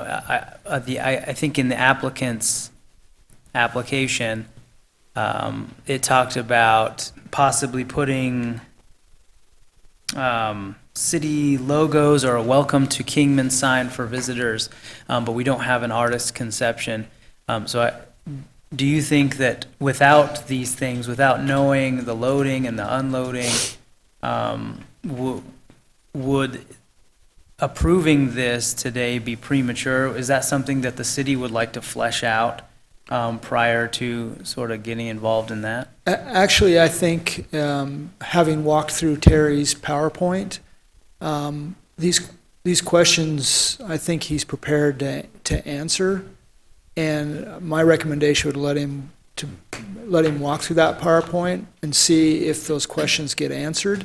And if not, we'd be between Greg and I, we'd be more than happy to continue to try to answer these questions. I think Greg has done a good job. The answer about rodents is, actually packing grain sacks versus having it contained within a fixed unit. I think actually it's sixes. You're gonna have grain one way or the other, and that's so there's that. But I think letting Terry walk you through the kind of his perception of the project and what he's talking about would, I think, be helpful to everybody. Before we go there, Mr. Vaughan, I've had people express concerns about the fact that we have this type of production facility downtown even. And I think that was valid, question as to why this is not in a more industrial type of place. And I think it's important for people to realize that the decisions about microbrewing were made when the businesses were approved downtown to do this type of operation. So my understanding, and correct me if I'm wrong, is, and maybe Mr. Thompson will again be the best one to answer this, but this is still a microbrewing process in a different location, but it's not different than what is already going on downtown. Correct. In several establishments. Right. So, because that, the fact that now the silo is in question doesn't make it a zoning issue because the zoning has already been approved, if you will. So, but I just wanted to make sure that this is a similar type of operation to what already is taking place, just in a different type of building. So as long as, Mayor, as long as the microbrewery, as long as Terry, Mr. Thompson, continues to brew under a microbrew, a license that's given by the state, as long as that continues, then that's allowed in the downtown. As soon as that microbrew license, that microbrewing license is changed to straight up brewing, then in our code, brewing has to occur in light industrial or industrial. And so our conversation with any of our microbreweries in the downtown, which we love them all, and want them to continue to be successful, is as long as you have the definition and you have the authority to brew under the microbrewing definitions of state statute, then what you're doing can continue to happen in our downtown area. As soon as that changes, then you have to find a new location. But like I said, as long as the definition is being met, the state statute definition of microbrewing is being met, then that can continue to happen in our downtown. Does that include just a kind of based on volume Yeah, criteria? that's my understanding, is that once a volume is exceeded, then your status, you have a different license for brewing has to occur. Thank you. Madam Mayor, can I Yes. ask just a couple of follow-up questions? Vice Mayor. I'll be quick. With the issue of the rodents, I just have a follow-up question. We have businesses downtown that are using grain right now, is that correct? Do we have a rodent problem right now? I'm not aware of one, but I'm aware that there's rodents, but I'm not aware of any issues. You're not aware of a rodent problem because of the people that downtown that are using grain in their business right now? Not that I know of. Okay. And then I'm on the explosions thing. Has staff found examples of microbrewery silos exploding? I don't think we've looked for any examples. Oh, okay. I think that there's probably a lot of variables that go into something that happens, right? I mean, for an explosion to occur, right? So Yeah, and I think in Terry's presentation, he was prepared to address what those scenarios might be. okay. So And then looking at our code and the state codes, is it accurate to say that the state is the one that defines on microbreweries? Oh, yes. Okay. Yeah. So it's state law. Yep. Thank you. Any other questions? Okay, thank you, Mr. Henry. And now I would ask Mr. Thompson to come forward and please give us this presentation that you've prepared. Thank you. Good evening, Madam Mayor, Vice Mayor, council members. Is that flexible at all? That's all right. Good evening. My name is Terry Thompson. I'm the owner of Rickety Cricket Brewing with my wife, Stacy Thompson. My wife is a Kingman native, born and raised. I've been in town since... Cut on. Too tall for that thing. I've been in town since 1992, since I was 12 years old. I vested all my interest into the downtown of Kingman. I currently employ at my store here approximately 53 people in this town. I'm saddened to hear the outcry from the community that the success of a Kingman business, award-winning pizza chef, I brought so much to this town Mr. to say that I brought so much to this town to say that this grain silo is going to. Mr. Thompson, two things. Yes. One, if you could address the council. Two, holding it close is a little too close Okay. because it's really getting a reverberation in there. So, All right, Thank can we see this? Still cracking? So we currently employ 53 residents in Kingman. We have expanded locations in Flagstaff, Prescott, and employ 8 people at both of those locations. Our newest store is scheduled to open in Las Vegas in September and will employ approximately 75 people. In addition to the new microbrewery, we will employ another 10 people in the Kingman area with the addition of the new grain silo. There we go. The beer produced from this grain silo helps us send beer to all of our locations, including distributors for beer drinkers to get a taste of Kingman, Arizona.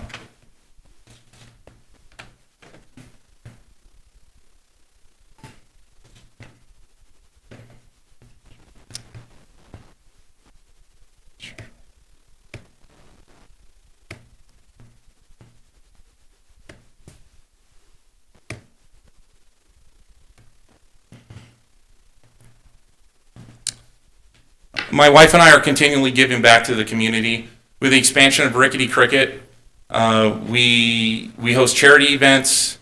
We're helping, while we didn't start any downtown restoration or claim to, we're leading the charge downtown.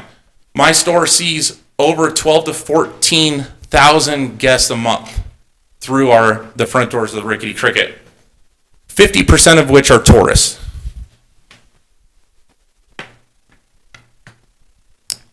So this is a rendition of the grain silo. It's in the northwest corner of 532 East Beale Street. Again, simulated picture of a grain silo.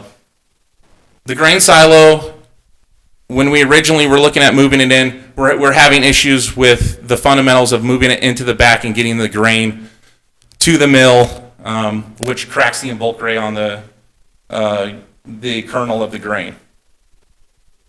The elevation space, this is directly level as it comes out. It'll level and come right into the mill. The location in the front will make a grain truck accessible for filling the silo 4 times a year. So the silo fill through the garage door, a grain truck that's approximately 48 feet trailer length will pull through that door with the end of the trailer hanging out of the garage with an attachment to pump grain into the silo. So this isn't a drawing that we sketched out the foundation of the actual silo. Can you see that, Council? So the dark white is the foot pads. The red mark that you see there is the end of the foundation that we're requesting for the actual engineered footing for the grain. So it still leaves 62 inches of passable. I was downtown all day long. I counted Rick the mailman passed, 2 40-year-old guys on BMX bikes, and then I seen Mr. Bob walking past tonight. Those are the only 4 people I've seen walk past this area on the sidewalk. With microbreweries expanding, grain silos are a vital operation to our business. It's the difference in me getting cans of beer into big box commercial stores and not being able to. Bad grain is far too expensive. With the growth that we're seeing with Rickety Cricket, this grain silo will substantially decrease the amount of our bulk grain that we brew beer with.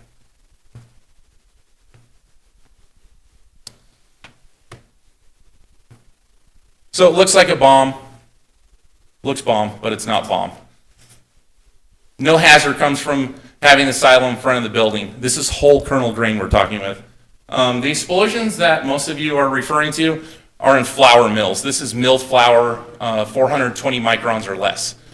We are merely taking whole grain kernel, cracking the involucre, releasing the endosperm, and extracting fermentable sugars from such. The primary use for the grain silo will be to store base malt or whole kernel grain for brewing operations. Currently, Rickety Cricket has reached its maximum capacity at our restaurant microbrewery location in downtown. The new silo will allow Rickety Cricket to grow into a regional size microbrewery.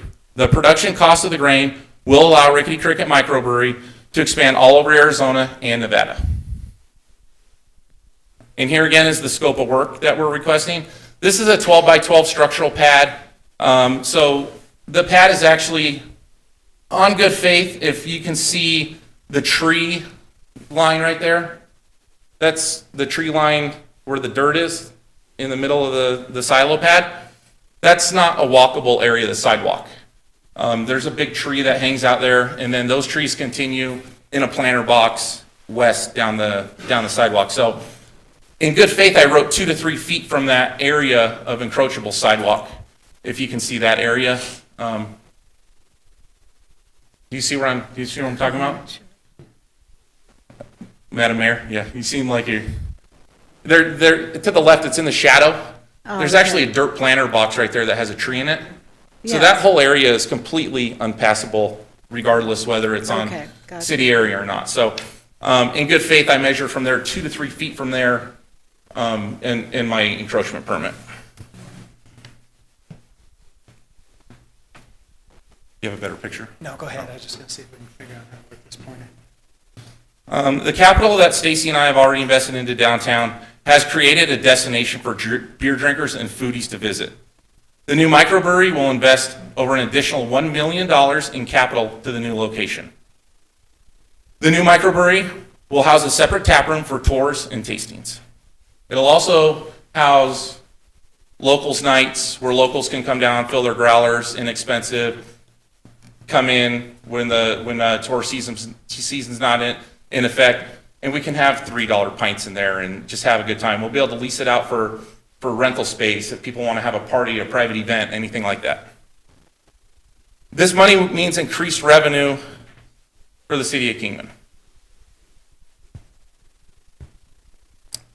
And that's what I got on the slideshow. As far as what we have for questions that we were asking, the production facility question, this is a microbrewery we're building. So this is in addition to the microbrewery we already have downtown. With forethought of expanding my business at an early age in business, this building was purchased before the Rickety Cricket was even opened for expansion into this location. While it draws out 5 years on our business plan, we're doing it in 2 years. And that's all thank you to Kingman for allowing us to operate down here and bring people into our downtown. The sidewalk. If we're going to beautify the sidewalk, I'm first to spend money downtown. If we're going to beautify the sidewalk, I'm all ears. We want to build a nice thing out in front of the sidewalk, I'll contribute to that. I have no issues with that. We talked about loading the grain, and of course this is going to have a fence on it. So as you see in the steel structure inside the Rickety Cricket, that's what we do. This is going to have a safety fence around it. The request for was what was going to go on the encroachment. So it will have a locked mechanism on the ladder that will be padlocked so no one can climb up the ladder. It will have a 6-foot fence around it that cannot be climbed, and that way no one can access into the silo. There will be only one lock gate to access the silo when it's time to fill it. The height of the silo is the same height as my sign, basically, that's on top of my building.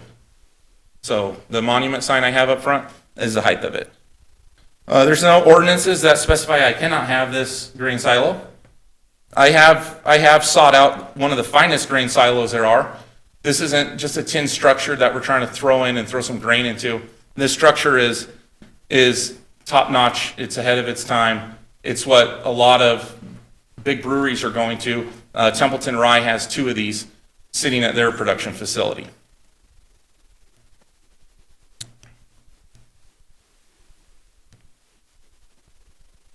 With the grain silo in place in the ladder, we do meet ADA requirements. So I think it was commented earlier, the best our sidewalks are for ADA. ADA is pretty hard around here. We fought it building the original House of Hops with the steps that go down to the restrooms, and it's just something that the founding fathers of Kingman didn't look at when we were putting buildings together. So we're now paying the price for it today. But I assure you, it will have the minimum width for ADA to go by. We discussed that it's not going to blow up due to we're not milling flour inside our brewery. We're merely exchanging the grain for fermentable sugars. So the offload is not into a vehicle or a truck; it's into the brewery that we're seeing. And then I just want to finish by saying I appreciate your time in this matter. This is the life or death of the expansion of my business, this grain silo. I put my heart and soul into this town, into this downtown, against adversity, against naysayers. This grain silo makes or breaks the expansion of my business. Thank you, Mr. Thompson. Are there questions? Yes, Councilwoman Mello Keener. Hi, Terry. Councilman Waite had a question, like, what are you going to paint or what are you going to do on that silo? I would say once it's up, we throw a few options at the council and we put what we want to see up there. I don't care to determine that. I have one question. Thank you for the Vice presentation. Mayor, go ahead. Thank you. I'm sorry. Mr. Foggin, the one thing I haven't heard anybody talk about has there been discussions between the applicant and staff regarding locating this on the rear of the facility and what that would do to the operational layout. Yes. And can you tell us about that, please? Yes, absolutely. So we did talk to Mr. Thompson about the options, actually several times, about what was presenting the obstacle for them to put it on the back side of the building. So it boiled down to three things. One was that getting the grain trucks down the alley, it's going to be pretty tough to get, not only get them down the alley, but to have them have enough room to work to get the grain into the silo. Then there was an elevation issue that Mr. Thompson indicated was problematic. And then finally, the way the equipment is laid out inside the building would, if it was on the back side of the building, would require a complete reformat of the equipment on the inside. And of course, you've got the applicant here who can either say that's correct or make the correction. Thanks, Mr. Foggen. That's indeed what we discussed. It was until the last moment to put this encroachment permit in that we found that this grain silo sitting on the back pad is going to stick 3 air conditioner units on the front of Beale Street. It's going to stick a chiller on the front of Beale Street, and I still wouldn't be able to get the grain silo back there based on the size and the walk around of it from the height elevation, how the lot is built out. So the lot actually has a 4.5-foot elevation change right at the back deck that comes down at a hard angle in the alleyway. So our first and foremost idea was to run this thing into the back of the building. That was our first. We weren't even going to have to ask permission. We were just going to set it back there and call it a day. But once we found out that it wasn't going to work, just because of the mere layout of the building, we had to take this avenue. So this was the last thing we could do. Thank you.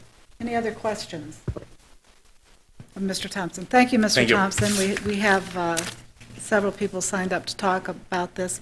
I have a question for you, Mr. Cooper. This is a public hearing. Should I call the public hearing into place before listening? I have several people signed up. Should I call them first and then announce the public hearing? No, you just announce that it's a public hearing, and they're participating in that input. That's what I thought. I just wanted Yes, to ma'am. make sure that you were satisfied with that. So at this point, we are going to have a public hearing on the proposed grain silo encroachment at 532 East Beale Street, and I will call the public hearing into being, and we will start with those people that have signed up, and they will participate in this. And the first one is Luis Carlos.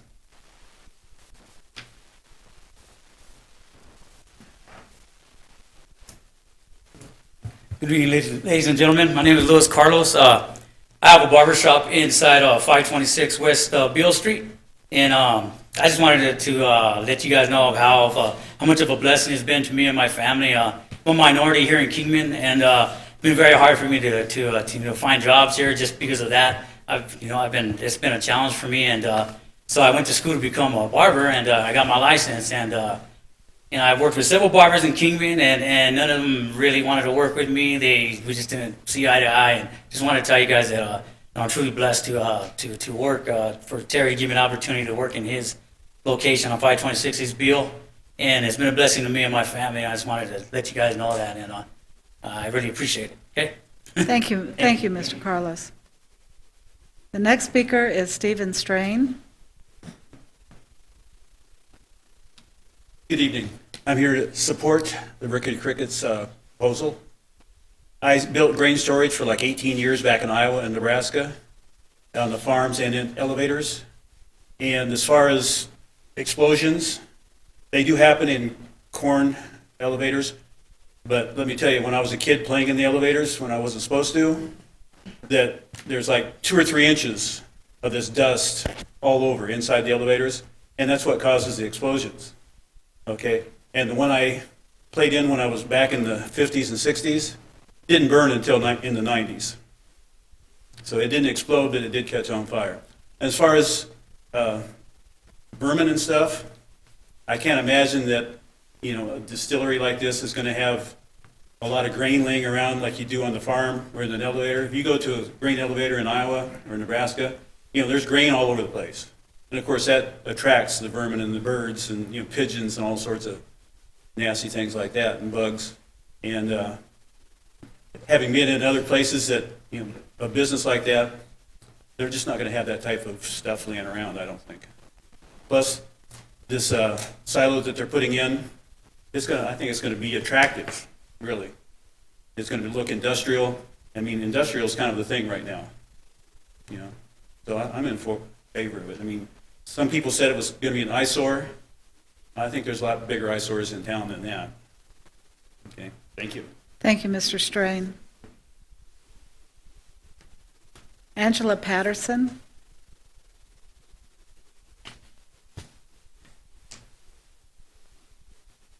Good evening, Council, Ms. Mayor. Thank you for having me. Being a property owner, business owner downtown, I just have to first tell you that I did not receive a notice on this issue.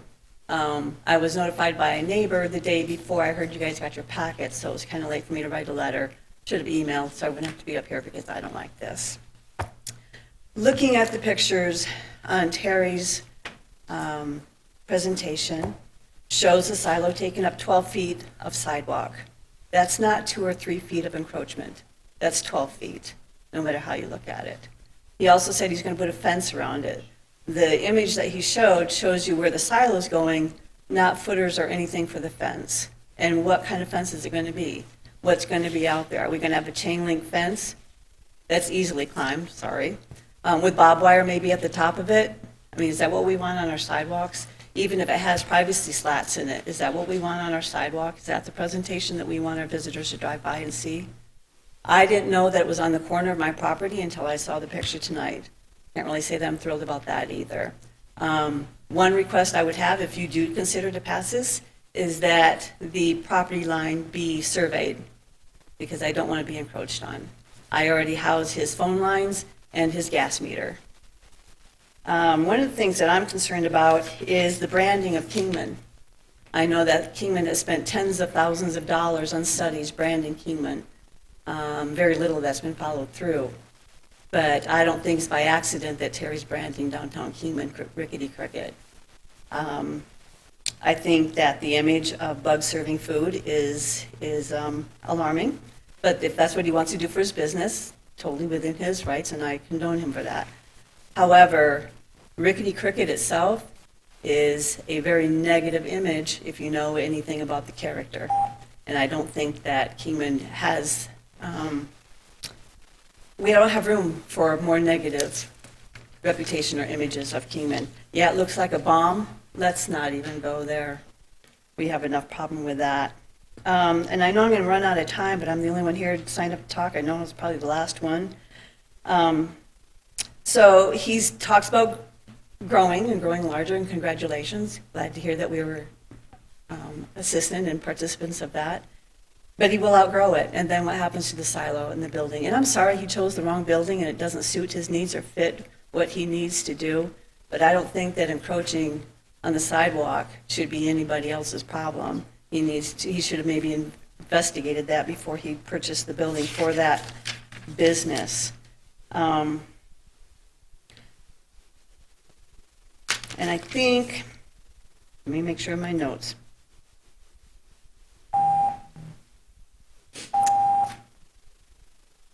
Okay, I think that I've covered all my concerns. Ms. Patterson. Just ask that you give this serious consideration. Thank you. Thank you. Thank you. Next person signed up to speak is Michael Harbour. Hadber. Good evening. My name is Mike Rober, R-O-B-E-R, but they put an H on there. They put an H on there. Okay, Rober. I object to the grain silo. I live a couple of buildings up. I'm not a property owner, but I do rent.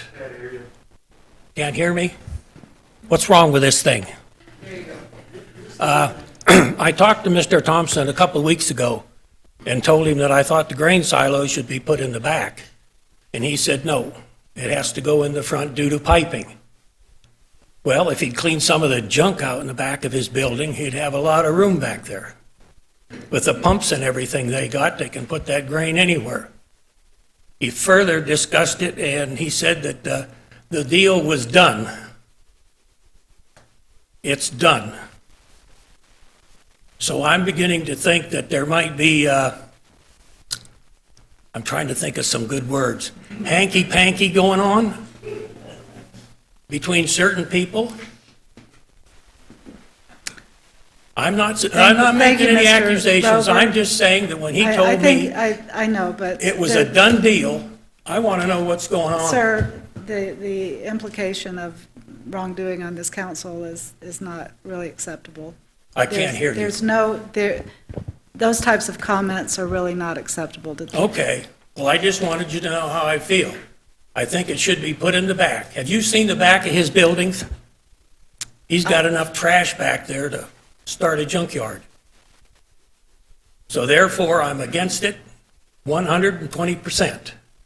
Thank you. Thank you, sir. Okay, those are all of the comments from people who have signed up to speak. Are there others in the audience that would like to comment to the council? Mr. Thompson. I would just like to clarify some of the questions from my neighbor on the fencing. I'm not going to put a barbed wire fence up around like she has on her property. It's going to be a nice steel structure. As far as the business not modeled, my business is not modeled after the cliche Rickety Cricket character. Rickety Cricket came from not what she thinks in a movie she may watch is Sunny in Philadelphia. Mine is a term used by a dear friend of mine as it's good enough as baling wire and duct tape. Everything was so old and dilapidated and falling apart down here. So that's why you see crooked beams in my store. It's good enough. It's crooked. It's old. It's industrial. It's Rickety Cricket. It's not what she's indicating my business is about. Thank you. Is there anyone else that would like to address the council? This is a public hearing. Anyone that would like to speak to the council is invited to do so. Yes, please come up. Mayor, council members, I'm Andrew Arnold. I am the PR and advertising marketing person for Rickety Cricket. Coming from a PR standpoint and from a youthful point of view, I can tell you right now it's going to be something that's amazing for our town. For those people my age, we have a problem with Instagram, we have a problem with self-image, and let me tell you, I have taken more pictures in breweries than I have, well, anywhere, beaches, any other town location. It's what I do. I go to breweries around the United States. I travel. I'm, trying to live out my life. But one thing that's different about our town is we have so much culture slammed into one street, and the grain silo isn't going to be an infraction, a problem on our people. It's not going to be an eyesore. And we have an artist who will collaborate and put any of our logos for the town on there. It'll look beautiful. It won't be something that people need to fear. It won't be anything that's ugly. And coming from a youthful standpoint, I think that's something you need to hear. So thank you for your time. Thank you very much. Yes, sir, Mr. Rober. No, sir, it's not a. I would like a roll call vote. Yeah, thank you, sir. Please seat. Anyone else? Would anyone else like to speak to the council? This is a public hearing. I will ask 3 times. Would anybody like to speak to the council? Would anyone like to address the council? Any further discussion want to be presented to the council? Hearing none, I close the public hearing. And now I would open this for discussion among the council members. I want details. I'm not prepared to say yes to this until we know exactly what, where, and how. That's just me, sorry, but I want to know. And we do not have them yet. This is not something that we vote tonight because he's going to show up tomorrow with something completely different. And I want details. If I may, all Vice Mayor. we're looking to make a decision on tonight is the encroachment into the public right-of-way. Fair, I want details. And, I don't think that the city can allow itself to get dragged into any personal things that are going on downtown. I think that a lot of buildings on that block on the other side of the road are now up for sale. The DES building is going to go up for sale. Fleischman is pulled out of downtown. So I think it's good to have additional economic development on this block, 10 new jobs, $1 million of new capital investment. And I've been satisfied. I mean, as far as all the other issues, that this is the last resort, that there's still plenty of sidewalks, so there's no ADA issue. There's really not an explosion issue. There's not a erosion problem. He's worked with staff. I think he's endeavored to work with staff on where to put this if it's not going to go into the alley, and the reasons for that. I think he's shared why it can't go into the alley. That it's a width and elevation issue and an equipment layout issue. So I'm ready to vote on this now, and the staff recommends approval, and I would. Thank you, Vice Mayor. Any other questions or comments? I just had a quick comment. I will speak up. I only had a few main concerns about this. One of them was public safety. As we kind of discussed, there were some issues brought up by the public regarding explosions and things like that. I was also concerned with ADA compliance, which we've discussed as well, and aesthetics. And, based on the presentation today, all of my three main concerns have been addressed. There is still the issue of what it's going to look like in terms of, the artist concept, or what is agreed upon, what the city, and the business owner want to put on there. But if the issue is simply whether or not we'd grant an encroachment, my issues, they've been largely addressed. So that's all I wanted to say. Thank you, Councilman. Any other comments? Yes, Mayor, thank you. I sort of agree with Councilmember Nelson. If nothing else, to go walk the site one more time and double check, and people bring up some valid concerns. Once again, I've driven truck a number of times. I'd like to really see what we're talking about as far as, driving down that alley and not. Valid concerns. For delivery purposes, in for the alley, driving a behind semi truck. Obviously, food service trucks pull down those alleys all the time and can get down the alleys to make deliveries to the restaurants. So, Okay. Any other comments? I have a question, and maybe it's for Mr. Henry. I don't know. Going back to Ms. Patterson's concerns about encroachment on the property next door, is there any issue there that we need to be concerned about? The encroachment of this silo and the base? Well, so it's my understanding, Mr. Thompson wants to put this in front of his building. In front of his building, hey, that'll help. In front of his building, on part of his property and city property, not on the neighbor's property. So none of the silo would be on the neighbor's property. There are, in fact, property corners out there that are already flagged and marked at this, as we speak, so. Okay. Mayor, may I? Oh, go ahead. Yes. I'm sorry. No, please go ahead. So my questions, maybe my details that I need are coming from you. Do we know where this ladder is going to go? Do we know how far out that's going to stretch? Do we know where the fence is going to land? Because he's going to have to put all that around. Do we have any of that info yet? No, we do not. In fact, the PowerPoint showed a little different information. It showed a 12 by 12 footing, whereas the application that was submitted was a 10 by 10 footing. So Big difference. That has changed, yes. Mm-hmm. And I think that's a concern to me. Greg, I have a question. So the encroachment permit, and do they have to go through a site planning process with staff as well? Yes. That's a separate process, right? We would So all we're ask, doing tonight is tackling the encroachment permit, which is saying you can't go any farther than 3 feet into the public right-of-way.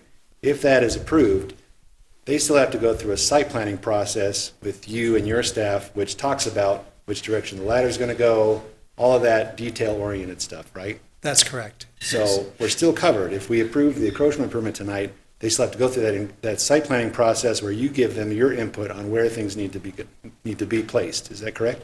Well, they would submit a plan showing what And they you would want to give do. recommendations on? Yes. So the site planning process comes after. It's a separate process from this encroachment permit, which basically is only saying you can go 3 feet into the right-of-way, and that's it. Exactly, yeah, the council would decide whether Two you think it's separate processes the is best what I'm idea to use the Beale Street public right-of-way to have a grain silo in it. And then we would, if that's Right. approved, then we would want to see some detailed plans showing dimensions, details, everything. We would issue a right-of-way permit. The work would have to be done by a licensed contractor under state law, so. With all the conditions, and I agree that's important, but that's a process that comes after the encroachment permit, if it's accepted. Correct, yeah. Thank you. You're approving the general idea of Right. whether this should go in a public right-of-way. Thank you. Does that General site idea. planning come back to the council for approval? Does the site plan come back? Generally not. There was a comment from planning and zoning that any lettering signage that might go on the silo, that would have to be done by a separate sign permit. We would issue a right-of-way permit for the actual work. There's a encroachment agreement, so all these conditions, any conditions that the council would want to put on this encroachment would get typed up and placed into agreement that Mr. and Mrs. Thompson would both sign and notarize, and they would have to agree to those. There's insurance requirements and so on and so forth. Is it possible for us to request the site plan approval to come to council? Mr. Cooper? I think that's more of an administrative function that would have you guys delving too far into a staff role. May I ask a different question? Sure. To the applicant? You can always speak. Okay, if the applicant could come to the podium, please. As a part of the site planning process, can you agree to take staff's comments as far as ladder, which way the ladder goes, and anything else that staff may want to work with you on? Would you work with them on that? Absolutely, and the presentation you've seen is the presentation of this grain silo. Councilmember Nelson, in your comments, that you want to see it all. You've seen it all. This is a base production grain silo. I'm not trying to make mountains out of molehills here. I'll gladly do whatever the council needs. However, this is detrimental to my establishment and producing enough beer to supply my own stores in Las Vegas and Kingman. So I'll do what you request. As I stated earlier, we can hold a council meeting to see some artwork that you may want on there. I don't care what the artwork looks like, to be honest with you. I just care that the production of the facility is here for Kingman to enjoy it, so. Thank you, Mr. Thompson. Madam Yes, Mayor? Sorry. just a moment, please. Counselor, wait. Thank you. And I don't know who to direct this question to, perhaps staff. And forgive my ignorance, I did go to law school in Nebraska, but I never went to the silos. I was stuck in the library all day. So I don't know how it works specifically, but in terms of loading and unloading the silo and the trucks that are going to come through, is that part, do you know if that part would encroach on the neighboring properties area? Do we know that?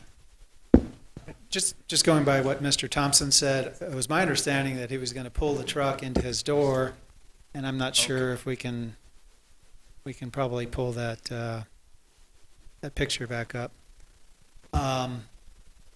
It was my understanding that the truck was going to pull in and that the silo would be filled by a hose, some sort of pressurized hose. So it sounds like the truck would block the sidewalk when this occurs, and I'm not sure if it would extend into the street. But that, and certainly the operations part, he knows better than we do, so. Okay. And then if he knows that answer, maybe we can call him back in here. But, and then I guess a follow-up would be, if there is a truck that will be extracting things from the silo, would it be directly in front of the silo, or would it be kind of taking up a few parking spaces, or how would we do that?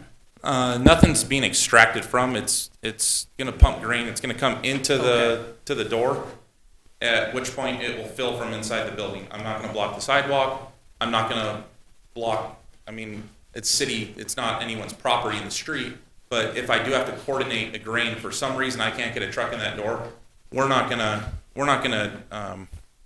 can move my vehicles there. Those have been parked there for about 8 months registered.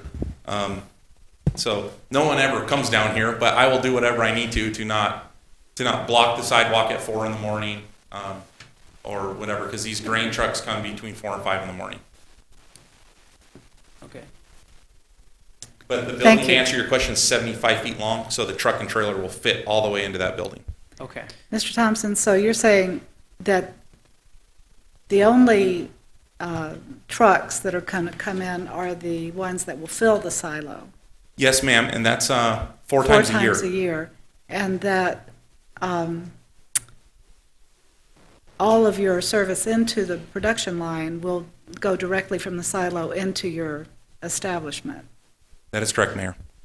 Okay, thank you. Any other questions? Yeah, Yes. Terry, so on the application, it had 10-foot footings, and then your presentation, there were 12-foot footings? Sure. So which is it? So the 12-foot is me over engineering things. It'll take a 10-foot footing.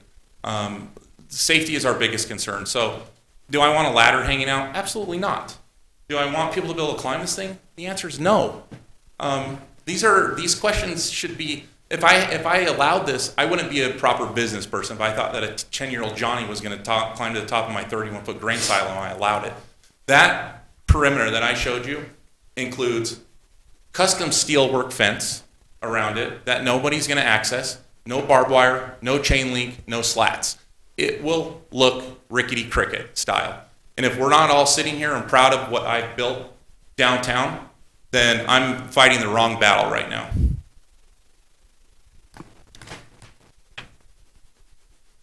Any other questions? Yes, Mayor. Okay, Counselor Watkins. Terry, I appreciate all you've done. You brought a lot of business to downtown, first, to make that statement. I'm just trying to understand, why can't this silo go to the back corner of the property? I mean, inside the building, cut through the roof, set it through, and back a truck in? Because, obviously if you can pull a semi-truck forward, you can't pull it all the way out, I understand that. Sure. Why can't you back that truck back in? The area where the grain silo would be sitting is right where all the indoor steam kettles are, the steam, the brew house is very large on the same side of the building. So cutting a hole in the roof, if that's what you want me to do, I will rearrange the entire plan. I'm going to have to cancel the brew house build out though. The brew house is on its way. It gets delivered in 2 weeks. This grain silo is under production at this point, and I foreseen it going in the back. It was until recent measurements that I found I could not get it into the back properly to adequately access the grain to my mills. So, and if you've been in the back of that alley, you think that little wire hanging over the light pole there is an issue, you should drive through the alley. Mm-hmm. That's the biggest issue, is those wires back there. That's true. We're constantly, the energy department just had to move wires off my neighbor's property because I was encroaching over hers for my new run, so they put a new pole down. And trust me, this isn't at free cost.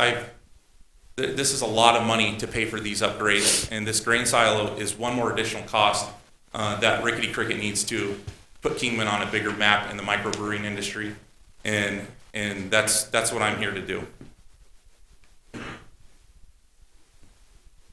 You guys have seen everything as far as the layout, the look. I'm not going to hang ladders outside of that area. The ladder is included in that. It'll be facing in toward my building on my property. I don't anticipate even climbing the ladder for any stuck grains because this is all dry kernel coming in. So I can see if I can build the thing without the ladder, put an additional one on if I need to. I don't know. It's already got it on there, so I'll have to cut it off.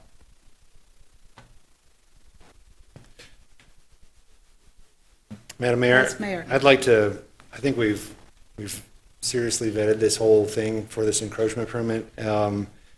Staff has recommended approval, and I'd like to make a motion that we accept that staff approval with all of the conditions that staff has included. I have a motion. I'll second it. And a second to approve the proposed grain silo encroachment at 532 East Beale Street with all of the conditions recommended by staff. And I've had a request for a roll call vote, and so I would ask for that to be done. Although I think we would know anyway.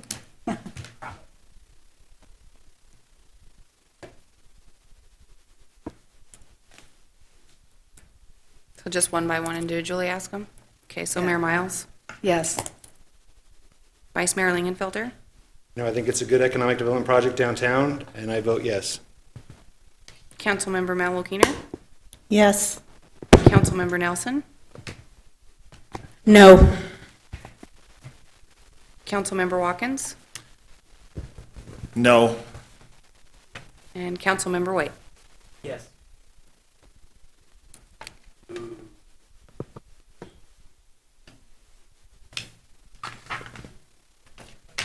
Could we have the results, please? 4 yeses and 2 nays. Ayes have it, motion carries. The next order of business is, and thank you all for being here and for your comments.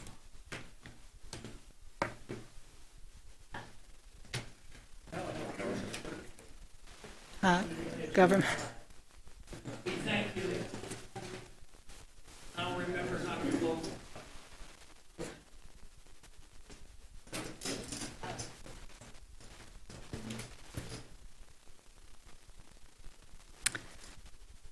Okay, the next order of business is department reports. Do we have any, Manager Foggin? Then let's have announcements by mayor, council members, and the city manager. City manager, would you like to start? Yes, thank you, Mayor. As was pointed out a little bit earlier, we're prepping for Andy Devine Days, and just want to let you know that we're excited. I hope everybody can attend, and also want to reiterate what was said about city cleanup and invite all that would be interested in helping with that.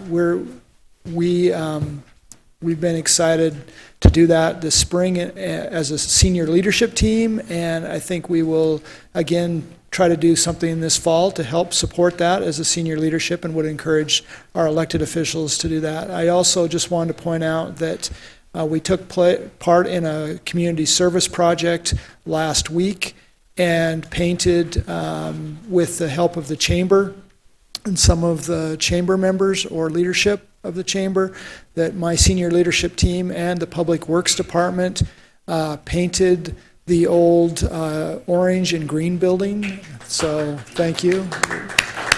We're back to economic development. We hope that we're told that the U.S. Marshal, the U.S. Marshal's office is been granted that building, and we are told that they are going to employ a realtor and put that building up on for sale. So hopefully this will add to helping sell the building. But we took off the Public Works. I need to say, before the painting ever happened, the Public Works folks, Rob and his team, took down the metal or the iron grates or bars or whatever they were over the windows, and the building looks 1,000 times better. So we were happy to participate in that. So that's my announcements. Thank you. Councilor Watkins. I have nothing tonight, Mayor. Okay. Thank you. Councilor Wade. Councilor Nelson. Councilor Malakino. I do. I went to the Parks and Rec meeting, and just wanted to let the public know, they can go to the website. There are 23 different dance classes available. They've extended their youth volleyball sign-up to September 11th, so if you have a youth that wants to get on volleyball, they're still accepting applications. They have at the golf course appreciation days for the veterans and active duty people, and that's on Wednesdays. You can get a golf cart and play 18 holes for $25. And they also do the very same thing for teachers on Fridays. So Great. we have some good stuff going on at the Parks and Recs. Thank you. Vice Mayor? Thank you, Madam Mayor. While we were at the League conference this year, I had the pleasure of meeting the Director of Strategic Partnerships for NAU, and we had a pretty long and interesting conversation, which led to staff here in Kingman. We're going to be convening all of the parties, and we're going to be initiating a conversation about an advanced manufacturing training center within the industrial park. With the expansion of our industrial park, and as many of you know, we're working with the FAA, or the city is working with the FAA right now to release Phase 2 land, 1,800 acres. So our industrial park is going to be over 4,000 acres, by far the largest industrial concentration outside of the metro area. Sky Harbor Airport, for instance, is only 3,400 acres. We're going to have 4,000 acres with mainline rail and, cargo air capability. So, I mean, we could really have some pretty neat opportunities. And a big part of that is we have to grow our skilled workforce. So NAU was pretty excited and willing to come here to meet with us. We're going to invite MCC, new college president. CAMA is actually going to be at the table, obviously, Wave JTED. So I know I, for one, am really excited to initiate that to see if anything can come from it. The opportunity zone that we have covers the whole park. So, maybe there's a play where we can all get together and we can use opportunity zone funding in some way, shape, or form to fund some sort of advanced manufacturing facility to grow our skilled workforce here. So we'll keep you informed as that goes on, but, everything starts with a conversation. So I wanted to announce that. Thank you. Well, I'd like to thank Annie Meredith and all of the staff who worked on our table at the League of Cities and Towns, because several of us were able to attend the League this year. And on one night where the cities all have their various tables, it really reflects well when you have just a great presentation and great people behind the tables. And we did have that as part of the Tri-City table. And I just want to thank everyone that was participating in that, and Annie for carrying the flag down and doing all the things she did to make everything work.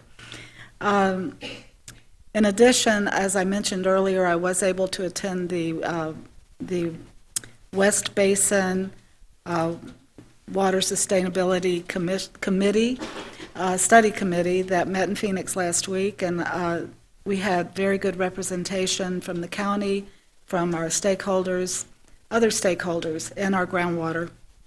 And I look forward to working with that group as we make the recommendations on policies and programs for the future. This Thursday, I will be attending the Workforce Arizona Council in Phoenix, and have recently been appointed to that. And so we will be working on dashboards for performance for the workforce system in this state.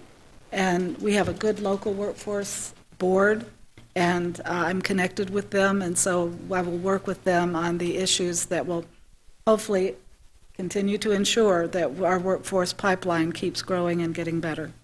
So that's all the announcements I have.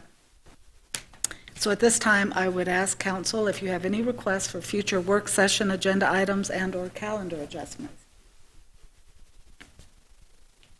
Okay, hearing none, then I would move on to the next subject, which is an executive session for development agreement with KX Adventures The city manager requests the council to go into executive session pursuant to ARS 38-431-03A4 to discuss the development agreement between the city of Kingman and KX Adventures.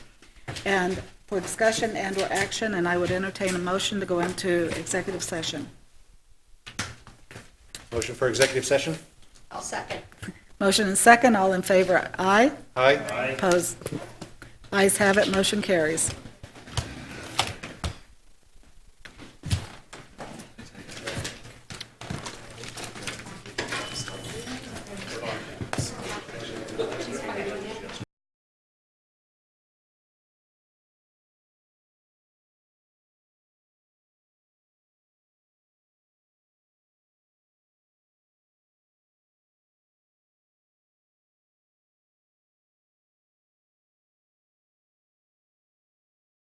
Are you? I am. And Travis, you're the birthday in a couple days. I was going to mention. It is? 44. Stealing my thunder, I was going to mention. Oh, darn it. Well, I know, I'm it's gonna coming do up, it I thought it was anyway. the 5th. Sorry. All right. 44 Are we back? Too younger than 50. That's right. It's not far, it's not far, it's not far. I'm struggling a little bit Oh, with stop that. it. It's 2 weeks away, so I'm struggling. Oh, dear. Well, I call this back into session, and I'd like to wish Vice Mayor Lingenfelter a happy birthday. Thank you. Hope it's very joyful. Yeah, this is a great way to There's spend no it. place I'd rather be than with you fine people. I actually did look, because it's Tuesday's mine, and I did look at the calendar, I thought, oh, no. Well, happy birthday to you, too. Thank you very much. So I would entertain a motion to adjourn. So moved. Second? Motion and second to adjourn, all in favor, aye? Aye. Opposed, nay, ayes have it. Motion carries.